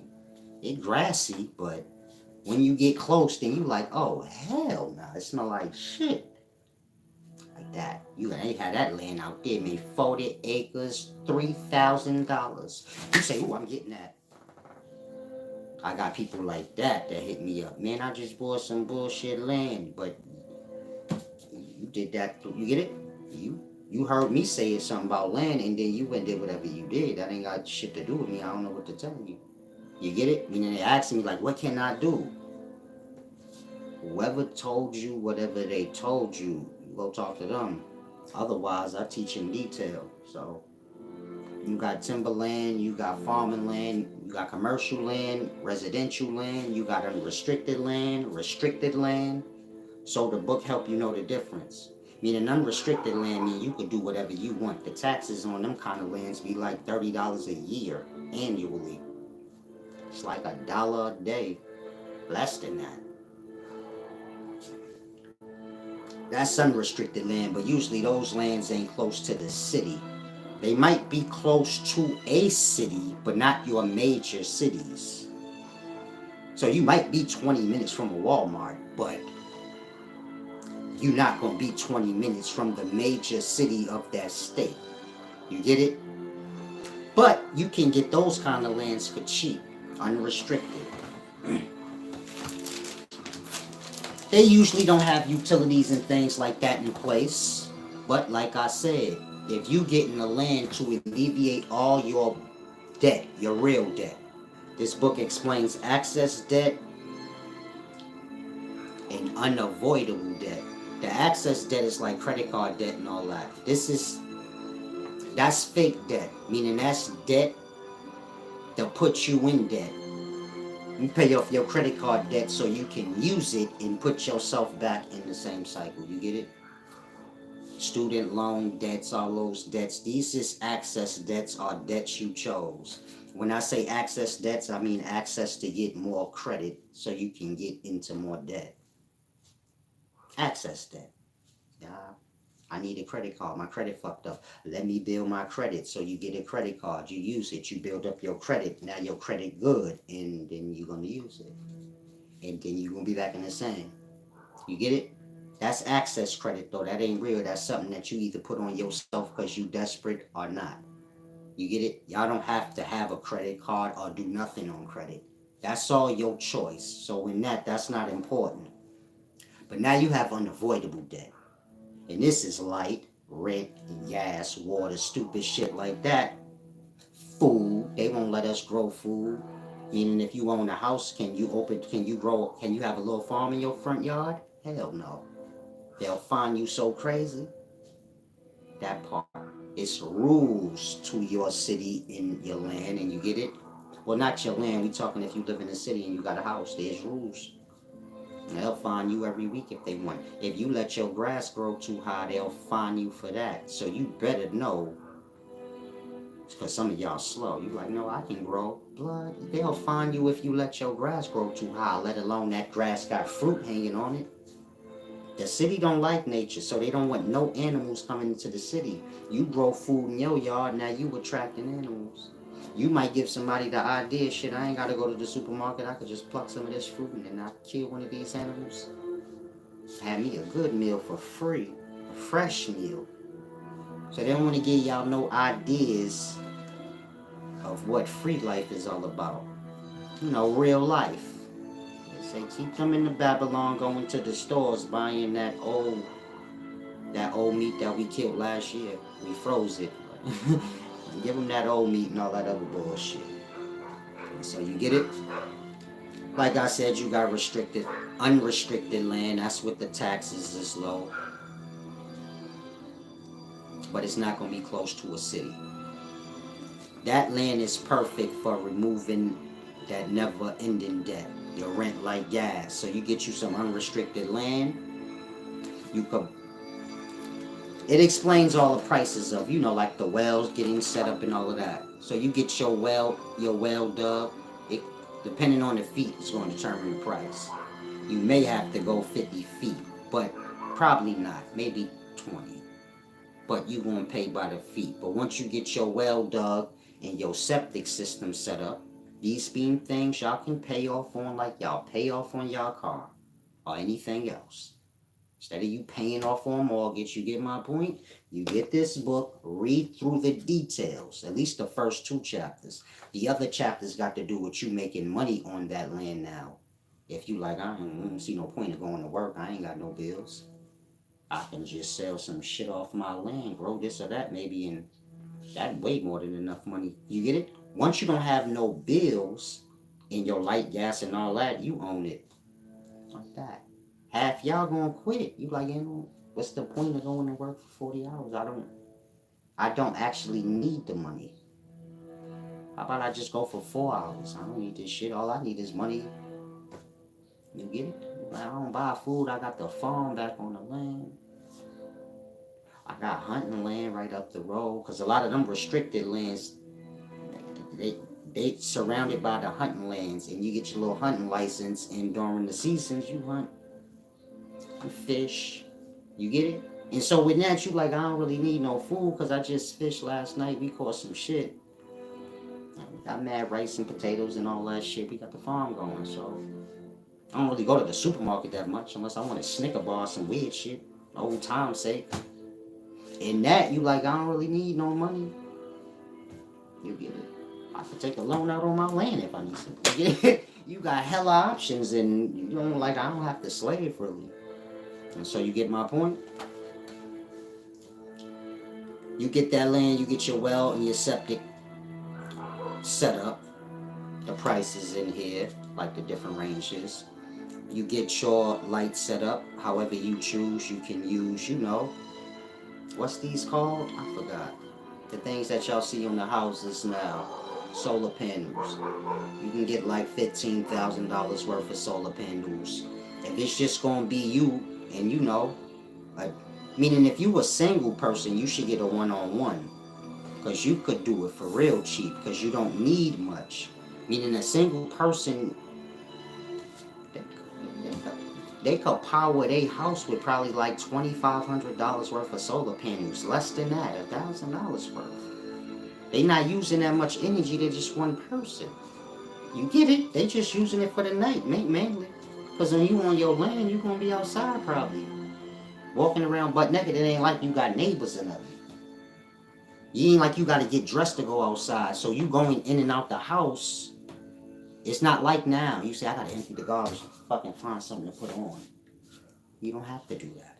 I'm take the garbage out. You just walk out butt ass naked. In that, you're going to find yourself kind of like outside a lot. Ain't like nobody disturbing you. Just watching TV outside. Blood is nice out here.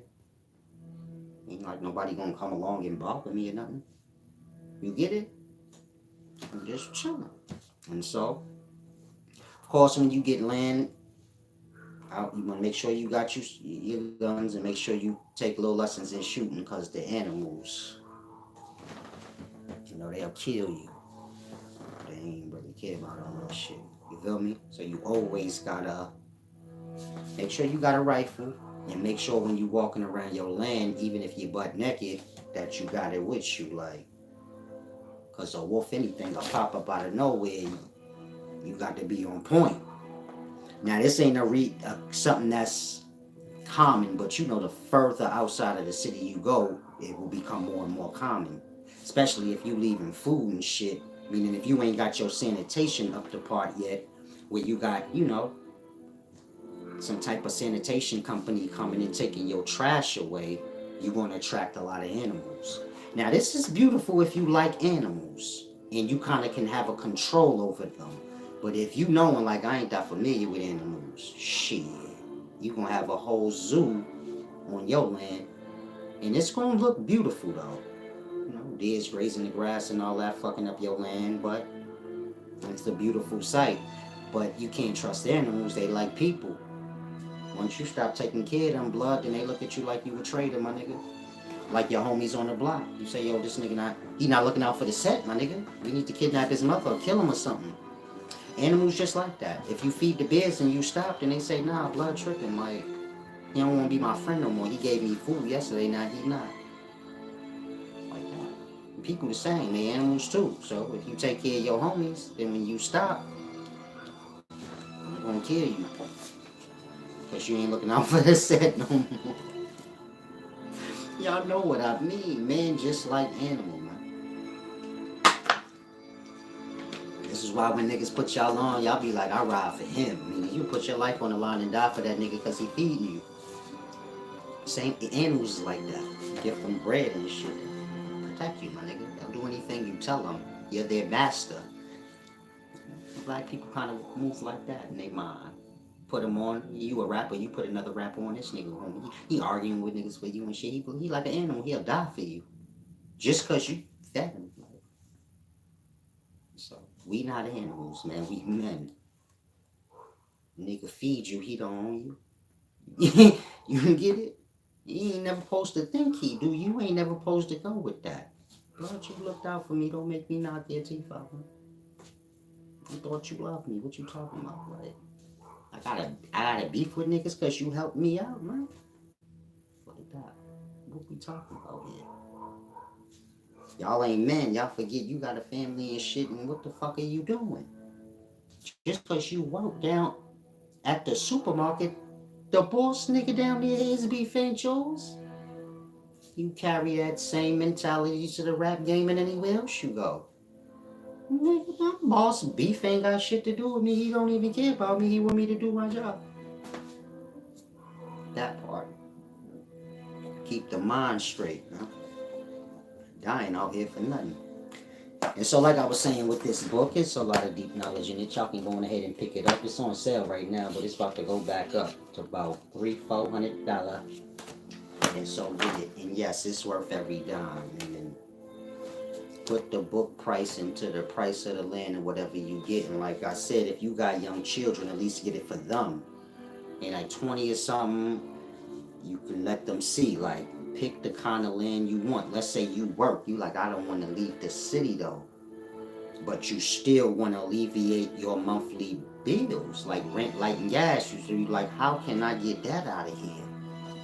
If you inside the cities, you can't, because they're not going to allow you to over skip. You get it? The utility companies, that's how they earn their living. The city we speaking. Through the utility company, y'all paying taxes, you get it? So inside the city, you could forget that. But let's say you go 40 minutes outside the city. You say that's kind of far. Well, you probably drive 40 minutes to work now, just from one side of the city to the other. So it ain't really no difference like that. You can be 40 minutes from your job, but outside the city limits. Or you could be 40 minutes from your job, still in the city, just on the other side. Like that. Some of y'all live a half an hour away from outside the city limits. Meaning you can get a crib outside the city limits and still get to work the same time you've been. Maybe just put a little extra 15 minutes on it. In that, you get it? You can get your utilities, your well, and all that dug. In fact, I know of some land right now that's going. They about to do a I was thinking about going actually, but they doing a a selling of different parcels. It's only an hour and 25 minutes from Atlanta, but it's in North Carolina. But you know how North Carolina and Georgia is. So it's right on that Blue Ridge line. But the North Carolina side, that's right next to Georgia. And so you're going to be coming from like, you wouldn't be too far from like Ellenwood, Georgia. You get it? Oh, is that Ellenwood?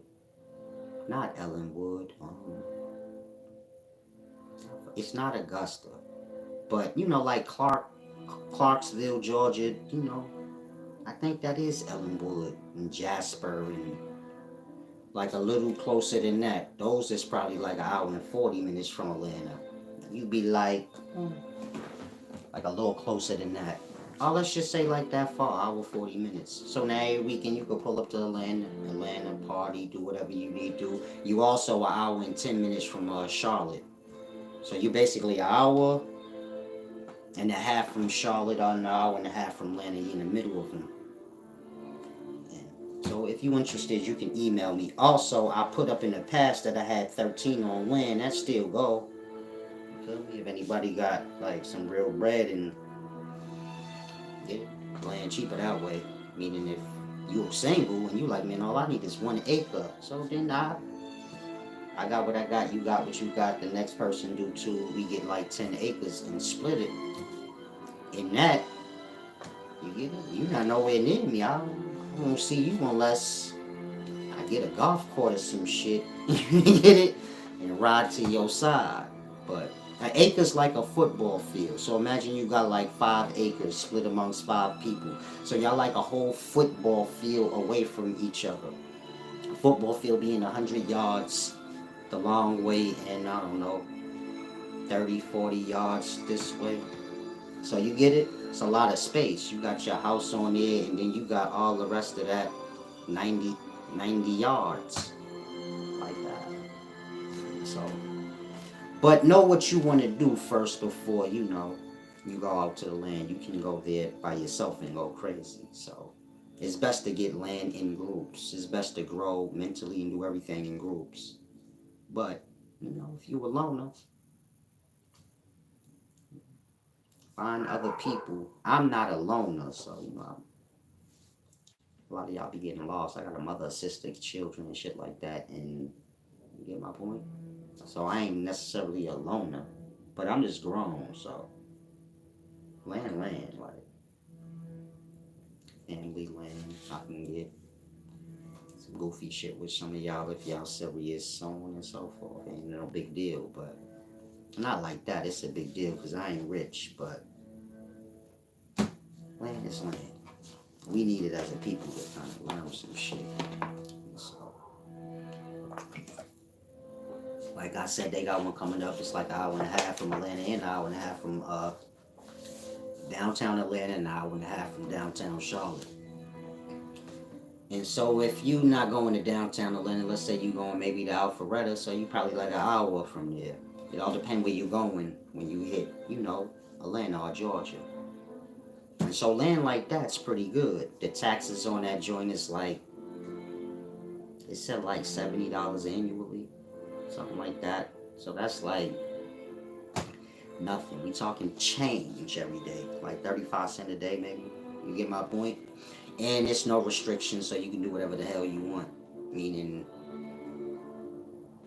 that one is good. It's no restrictions, but they do have utilities set in place. But I guess that's how they get people. Meaning, most people gonna buy the land and say, "I'm gonna just set up because the utilities is set up." In that, the city get to make, the county get to make their bread off you.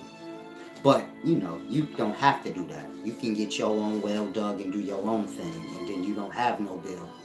Meaning, once you get your well dug and you buy your septic system and you get that installed, set it up to your house, now you got water, and you're not paying no bill on that water. Let's say somebody buy land down the road from you, so you like, I already got my water set up, blood. You could just buy water from me.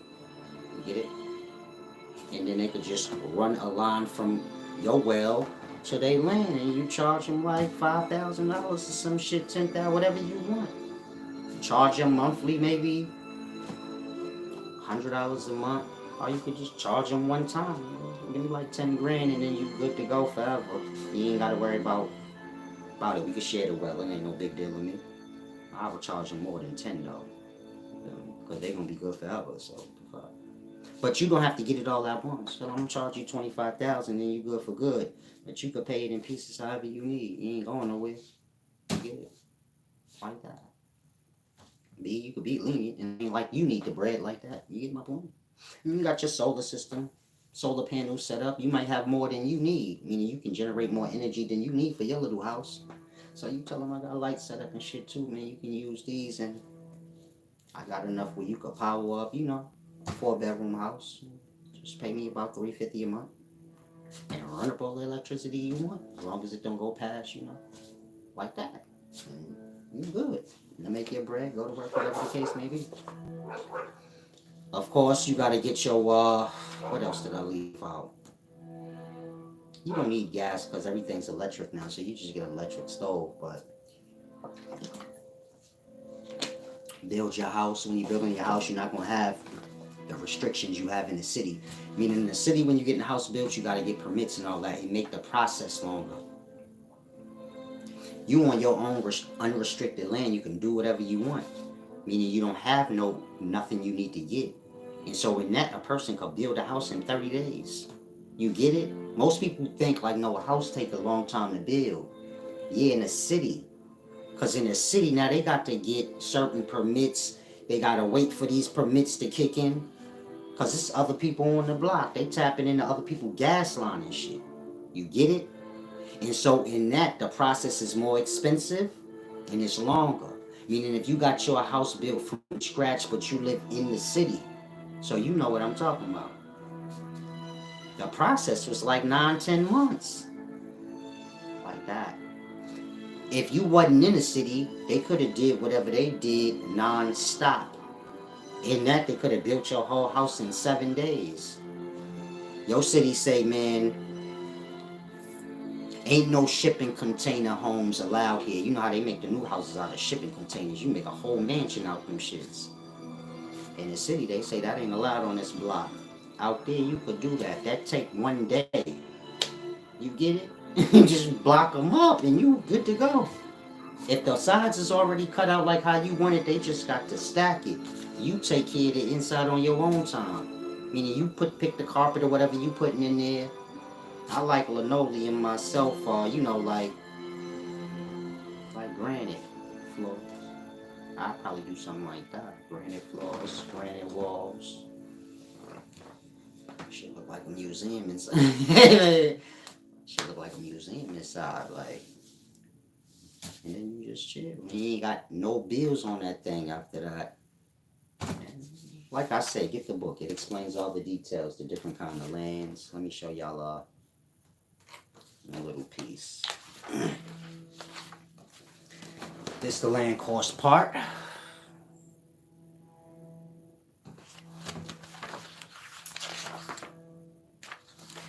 Basically explaining what a city, state, and all of that is, so you can understand, like, you know, the lay of, you know, your state. So you got different types of lands that fall under the state and the city, villages, all of that. And so this part explains land categories and the different kind of owners. So you have like continent, country, and state, municipal corporation, which is a city, private landowners, civilian landowners, crown land, tribal land, communal land, different kind of lands, and they have like different definitions of their purpose. And so you get it? And showing with the glare, but this is the page that's explaining each one I just named in depth, and more than that though. But you know, giving you the layout of the different kind of lands, so you can see where you fall in. Then this is the zoning and restriction section, you know, for different kind of land. So let's say you want some unrestricted land. So it explains unrestricted, restricted, so on and so forth. So that's the unrestricted side. That's the restricted side, starting, you know, halfway through the page. Going on over to the other side, and so on. Then you got land description sections. This is where, you know, you have like recreational land, timberland, marshland, undeveloped, residential, so on and so forth. You might want some land that you could work off of, so you might need commercial land. You get my point? You might want a farm, so you can look for farmland. This is land that's going to probably have like open fields that's already kind of flattened out and kind of ready for you to get busy. You get my point? You got non-buildable lots. I mean, you got certain lands that's for sale. People be speeding, the price look good, then they realize, damn, I bought some land that I can't actually build on. It's like a bird watcher type of thing. I could buy it to come out here and camp and look at birds and maybe use it to hunt up the road, but I can't put no structure here. Are they gonna find me? You get it? So like I said, you got a bunch of different kind of lands, waterfront land. Of course, you always gonna want some waterfront land if you can get that, but that's gonna be a little extra. Then there's a little important tips when you buying land. You wanna make sure you got minimal rights, road access. Make sure you get the land survey, meaning make sure they pay for that shit, especially if you paying cash. Make sure they pay the closing fee and they pay for the survey. The survey is when you get the lay of your land, like my land runs through. Think like if a helicopter go over your land and then you get it. Outline every part that's yours, and it's on like a paper for you to see. Okay, this is all mine. Over here in this part of the land is a swamp. So you can use the survey to know what you're dealing with on your land. Say on the back part of my land is swampy. Over here it's like that. The survey lets you know like the land details and you get it? Stuff like that. You want to check for taxes and liens too. Some lands got good price, but then you come to realize, man, this land had hella taxes and liens on it, and I got to pay all that off. But it looked good at first. So, things like that. Next chapter explains like resource to products. So now you out on the land, you say, shit, man, maybe I can get some business going. So this section is explaining clothing resources. Of course, clothes resources come from your plant fibers. That's the image below. When you break a plant open, it has the fibers inside. Spin them in the thread, like right there, like Rumpelstiltskin. Spin straw in the gold. Well, that's a spinning jenny machine. You spin like straw or plant fiber, which is the same, into thread. Then you dye the thread and you weave it into a fabric, and you get it. Make your shirt, your jeans, whatever. This next page explains your common fabrics and the resources they come from. So you got cotton and silk on this side. Silk come from your silkworm or your lotus flower, Burmese. Of course, y'all know the cotton plant. That's where you get your cotton. Wool, leather on this page, leather and wool. Shave the sheeps, whatever the case may be. Denim and velvet on this side. These is a matter of the weave pattern. So when you're dealing with denim and velvet, they usually made out of cotton, silk, whatever fabric you choose. But the way you weave it is what makes the material feel that way. And so it's the same with corduroy and things like that. They're weaved a certain way. So this book gives you a little, knowledge on weave patterns. Satin has a different weave pattern. Things like that. If you like, say, damn, I want to get into the clothes business from the beginning, from the fabric. I want to sell new fabrics. So you got all kind of plant fibers that are not used in today's times to make fabric. You can make silk with banana plant fibers, but that's not used to make silk. We use lotus flower usually, you get it? Like that. But you got a bunch of, you can make new fabrics. You can mix the fibers of different plants and dry it out and make your thread. Of course, you can use the machines in the daytime, so I don't want you to think old school like you on retard time, but if you buy the machines, you get busy making yourself some fabrics and things, new fabrics. Like rayon is a new fabric. It comes from wood pulp or wood mulch, like when you sharpen a pencil, that stuff. Process it, wet it somewhat, spin it in a thread, and y'all know rayon feel like silk. It's like imitation silk, but it ain't imitation. It's just its own thing. Then after that, give you an example of, the different fabrics. This is a Vicuna wool jacket. It costs $21,500. If you made that, so you get my point, big baby. So I get back on the land, my nigga. I got these fabrics here. I be sewing shit up, get my bread. You hear me? You got one on this side, a chartouche. Chartouche fur, $48,000. Of course, linen at the bottom. A set of linen blankets and pillows is expensive as hell, $409. So I'm just giving you a perspective. If you look through the book, you say, okay, I think I could do that with the plant fibers and get busy and make me some bread. Like that.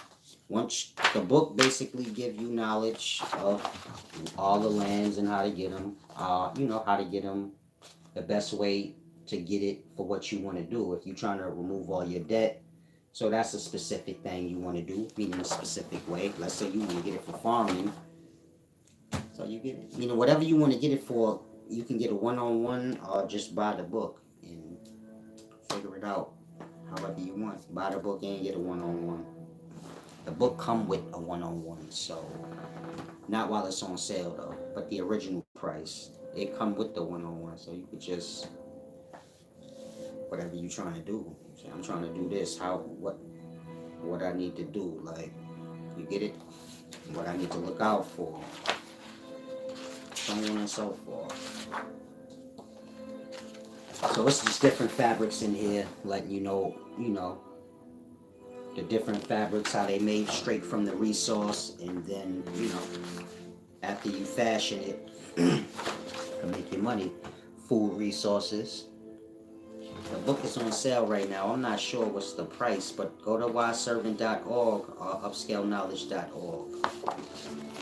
Explain where milk come from, eggs come from, simple things y'all should know, but everybody doesn't.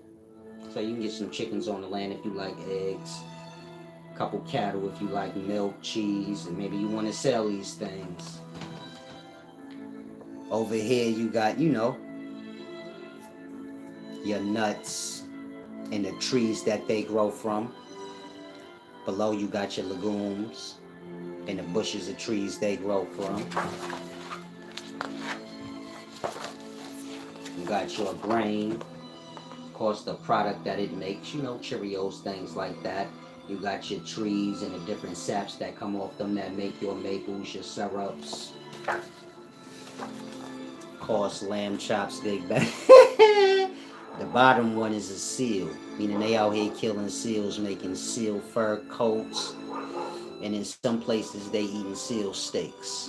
So this like your rich delicacies, some fried seal. And so we just got a whole bunch of different products and the resources they come from. Sweet potato pie, sweet potatoes. Simple things people in today forget. And then some, deep ones like the legumes, the nuts, and different things. Then shelter resources. This is your pseudo woods, so on and so forth. Like I said, I feel a little under the weather, so it's not that time. But you can get the book. At some point, I'm going to come do a full breakdown on each chapter for those that have the book. Just wait until I feel like it. That's when it's best, when I feel like it. So like I said, you get the book, remove debt forever if you choose. Like I said, it's for however you work in it. So the land stuff start with me. I'm the one that said it. A lot of people jumped on the phrase, get land. But you get it, now you could see. It really do come from me. That's why I got all the details. It wasn't just something that I heard and ran with. It's something that I do, like, you get it? It's a part of my knowledge and everything, so. If you want every detail, I know a lot of people get land, that shit don't work out for them, but it's because of that. Y'all kind of heard it from me. Some of y'all heard it from people that heard it from me, but they didn't say they heard it from me, and like that. Y'all hearing it from second, third hand parties, but they don't have that wisdom. They just know like what they heard and whatever they added on to it. But in terms of the purpose, when you like, so what's the purpose? The purpose is to remove debt from yourself forever. You're gonna always have light, gas, water. You don't have to though. In the city, they make it like, that's unavoidable. But like I said, you can buy these things yourself and pay off on them slowly. By the time you 55, 60, you're good. Say, I finished paying off on everything. I got my own water, lights, gas, everything. My crib set up by the hour from the city. I pull up to the city every weekend, kick back and chill, and then I go, home, relax. So, grass. Wazoo said, I'm gonna take care of myself. Like I said, I feel a little under the weather. Y'all be well. Check up on me. Make sure I don't die or nothing. If I was to die in this motherfucker, nobody would actually know. I'm single, so I don't be thinking about shit like that. So, salam, shalom. Thank you, Sherry the Goddess, and everybody else who gave back. A. Mosley said, can farmland be unrestricted? Farmland usually fall into like commercial and residential. So it could be restricted or unrestricted, but farmland, meaning when you're dealing with business, that's going to fall under commercial a little bit. And so things is always more complex when it's a business venture. You get it? If you buy your land for commercial use, the taxes and all of that shit gonna be different, and it's gonna, you get it. But you could buy unrestricted land and make it your own farm. You get it? And just pay somebody to come level out the soil and everything for you, and in that, you get it? You got regular unrestricted land with $35 a year taxes, and you get my point. But if you buy land that's already farmland, meaning somebody already was living there, they already put money and works into that place, now they selling it. You get my point? Taxes might be high on that. It might be a commercial property. You get my point? But like I said, questions like that, then you get your clarity. So now you know, okay, I want to get a farm, but maybe I should just get straight unrestricted land, and the money that I'm saving from getting unrestricted land a little farther out, I could use that to have somebody come level out about 2-3 acres so I could do my farming thing. Instead of buying farming land already and they hit me in the head with the taxes because it's falling under commercial. And you can still use it commercially because it's unrestricted and it's yours. Meaning the land ain't got no restrictions, so you do whatever you want. Until they find out you using it commercially, get money. So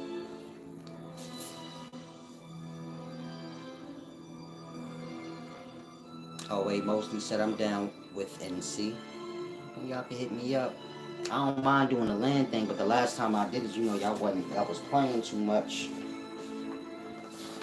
Giving dollars and $5, that's not gonna get land. But I realize a lot of y'all are young, so I get it now. But some of y'all old and grasping, you ain't trying to be slaving and all that weird shit, fella. It's a deep plan. The book is worth every penny, especially if you're trying to, remove all your debt, fella, so you can use your money to do whatever you want. But like I said, I don't mind doing the land. Meaning I put a GoFundMe and shit up, but y'all can't be playing. Once I set my mind to do it, you get my point? Meaning right now I ain't thinking about it. Like getting land and making a school so y'all can learn basically the book in person. My mind ain't set for it. But if y'all serious, then I'll just have to get myself back in the swing. So, all right, we gonna do this venture. And you get my point? Right now, I'm relieved of them. I'm relieved of that work. Y'all didn't want to do it, so fuck it. But try to grasp. If I do it and start a school, I'm gonna need some of y'all to work the school. Meaning, there's gonna be a farming section where people could come learn farm. So I would need a few of y'all that know farming are ready to learn. And you come out and you live on the land too. Meaning so that way you ain't got to have rent, light, gas and all that dumb shit. And you just work there. You live on the land in your own little section or whatever. Meaning whoever live on the land and work the land separate from everybody else. But of course you go. And I have the Airbnb section. Whoever running that side, you run that. It's a lot to it. I don't want to say too much, but it was gonna be a nice dope school. And maybe we could have got something where, kids that go to Fresh Air Fund, they could come out there. But like I said, I will need people that's gonna work these things, because I ain't about to do Fresh Air Fund. I don't babysit. You get it? That ain't really what I do. And I don't feel comfortable around kids unless they parents around, unless they my kids. And I feel like that for my own kids. Ain't really no need for that. You get my point? So, I'll watch your kids, but I ain't trying to do all that extra shit. Like, they gotta take baths and all of that. That's your shit. I don't even know your kid. That's your shit. But I'll watch your kid in the park. But now, if I got to be changing your kid, I don't do that. That's your kid. That's personal. That leave too much room for problems. I'm grown. I've been grown a while. I don't do that. Unless I know you and we like family, then I can't and shit like that. It's no big deal. But Move like that. You don't want no problems, especially if you know you don't even get down like that. It ain't even no need to put that on yourself. So I ain't never had no rapes or none of that shit. Like I said, that's just how I move. But I have watched like my cousin's son before. Hooked him up with some French toast and bacon and eggs in the morning. Him and my daughter. He ate his shit and my daughter's shit. He was that damn. I said, damn, Shorty, you like that shit? I'm like that. Whatever I do in the street, I do. But you feel me? I'm up early with the fiends anyway. Not now, in the past. So I whip the kids up some food, man. Y'all gotta make sure y'all eat good. Like, ain't about that rushing. Go to the deli. Nah, blood, I'm cooking. Play till I'm done. Whip them up some French toast. Put the cinnamon on it. Make it real good. That way when they play, they got something in the belly. Take your time with the kids. Ain't no rush. And so I'm like that. If I know yours, then you good. I'll watch him. He spent the night and all of that. It was cool. I don't feel like it's gonna be no weird shit. I already know him. He know I ain't touching him in no way. I'm just let y'all play, do y'all thing. And so you get it. If you a stranger though, I don't know. You might be bipolar and you like, he did this to my son and I don't even get down like that. And I'm 40, I never did. I'm probably one of them people where a person will be like, yeah, leave your kid with him. He been a parent since 19. Like, he ain't, you good. But I probably would be like, nah, why? But that's just a parent in me. Because I'm like that with my own. Why? Why do they need to be with you? For what? But the land thing, like I said, it all depends on what you want to do. So you figure it out. But like I said, I was gonna get it like a school and have like that, the farming section, the building from scratch section, the clothing section, like I was explaining. Maybe get some plant fibers growing and then, have a section with some spinning jenny machines where people could come out and kind of get the hang. And say, okay, I just made mad threads, I sold them up, I made a fabric. I get it now. Now you prepared to go into business for yourself if you decide to say, you know what, I'm gonna farm threads. Like, I'm gonna farm different plants and test out different, plant fibers to see the kind of fabric it makes. Now you discovering new fabrics, selling them for whatever price you want because ain't nobody got that fabric yet. You got people that do that now, but black people don't. We don't know that. But if you go over in India, they get busy. You get it? You know what I'm telling y'all now? Niggas in India doing that right now. They busting out new fabrics every day because they mix and merge in different plant fibers. Same way like niggas do with the weed. They mix in different strands and so there's hella money black people we ain't diving in. Meaning there's a lot of money out there in no lane. Meaning ain't no traffic in that lane. You can kind of get in that little industry and do your thing. You got a whole acre worth of different exotic plant fibers you growing. Meaning the plants. And then you taking the plant fibers out and you get it, you making crazy exotic fabrics that feel like shit nobody felt before. And so you get my point? Name your price. You make about 10 yards, ship it off. You get it? It's a lot of money things for us to do, but we like shallow minded. Y'all ain't really been paying me no mind like that. So when y'all do y'all grass, of course my whole point is we need our own country as black people. We need to name ourselves.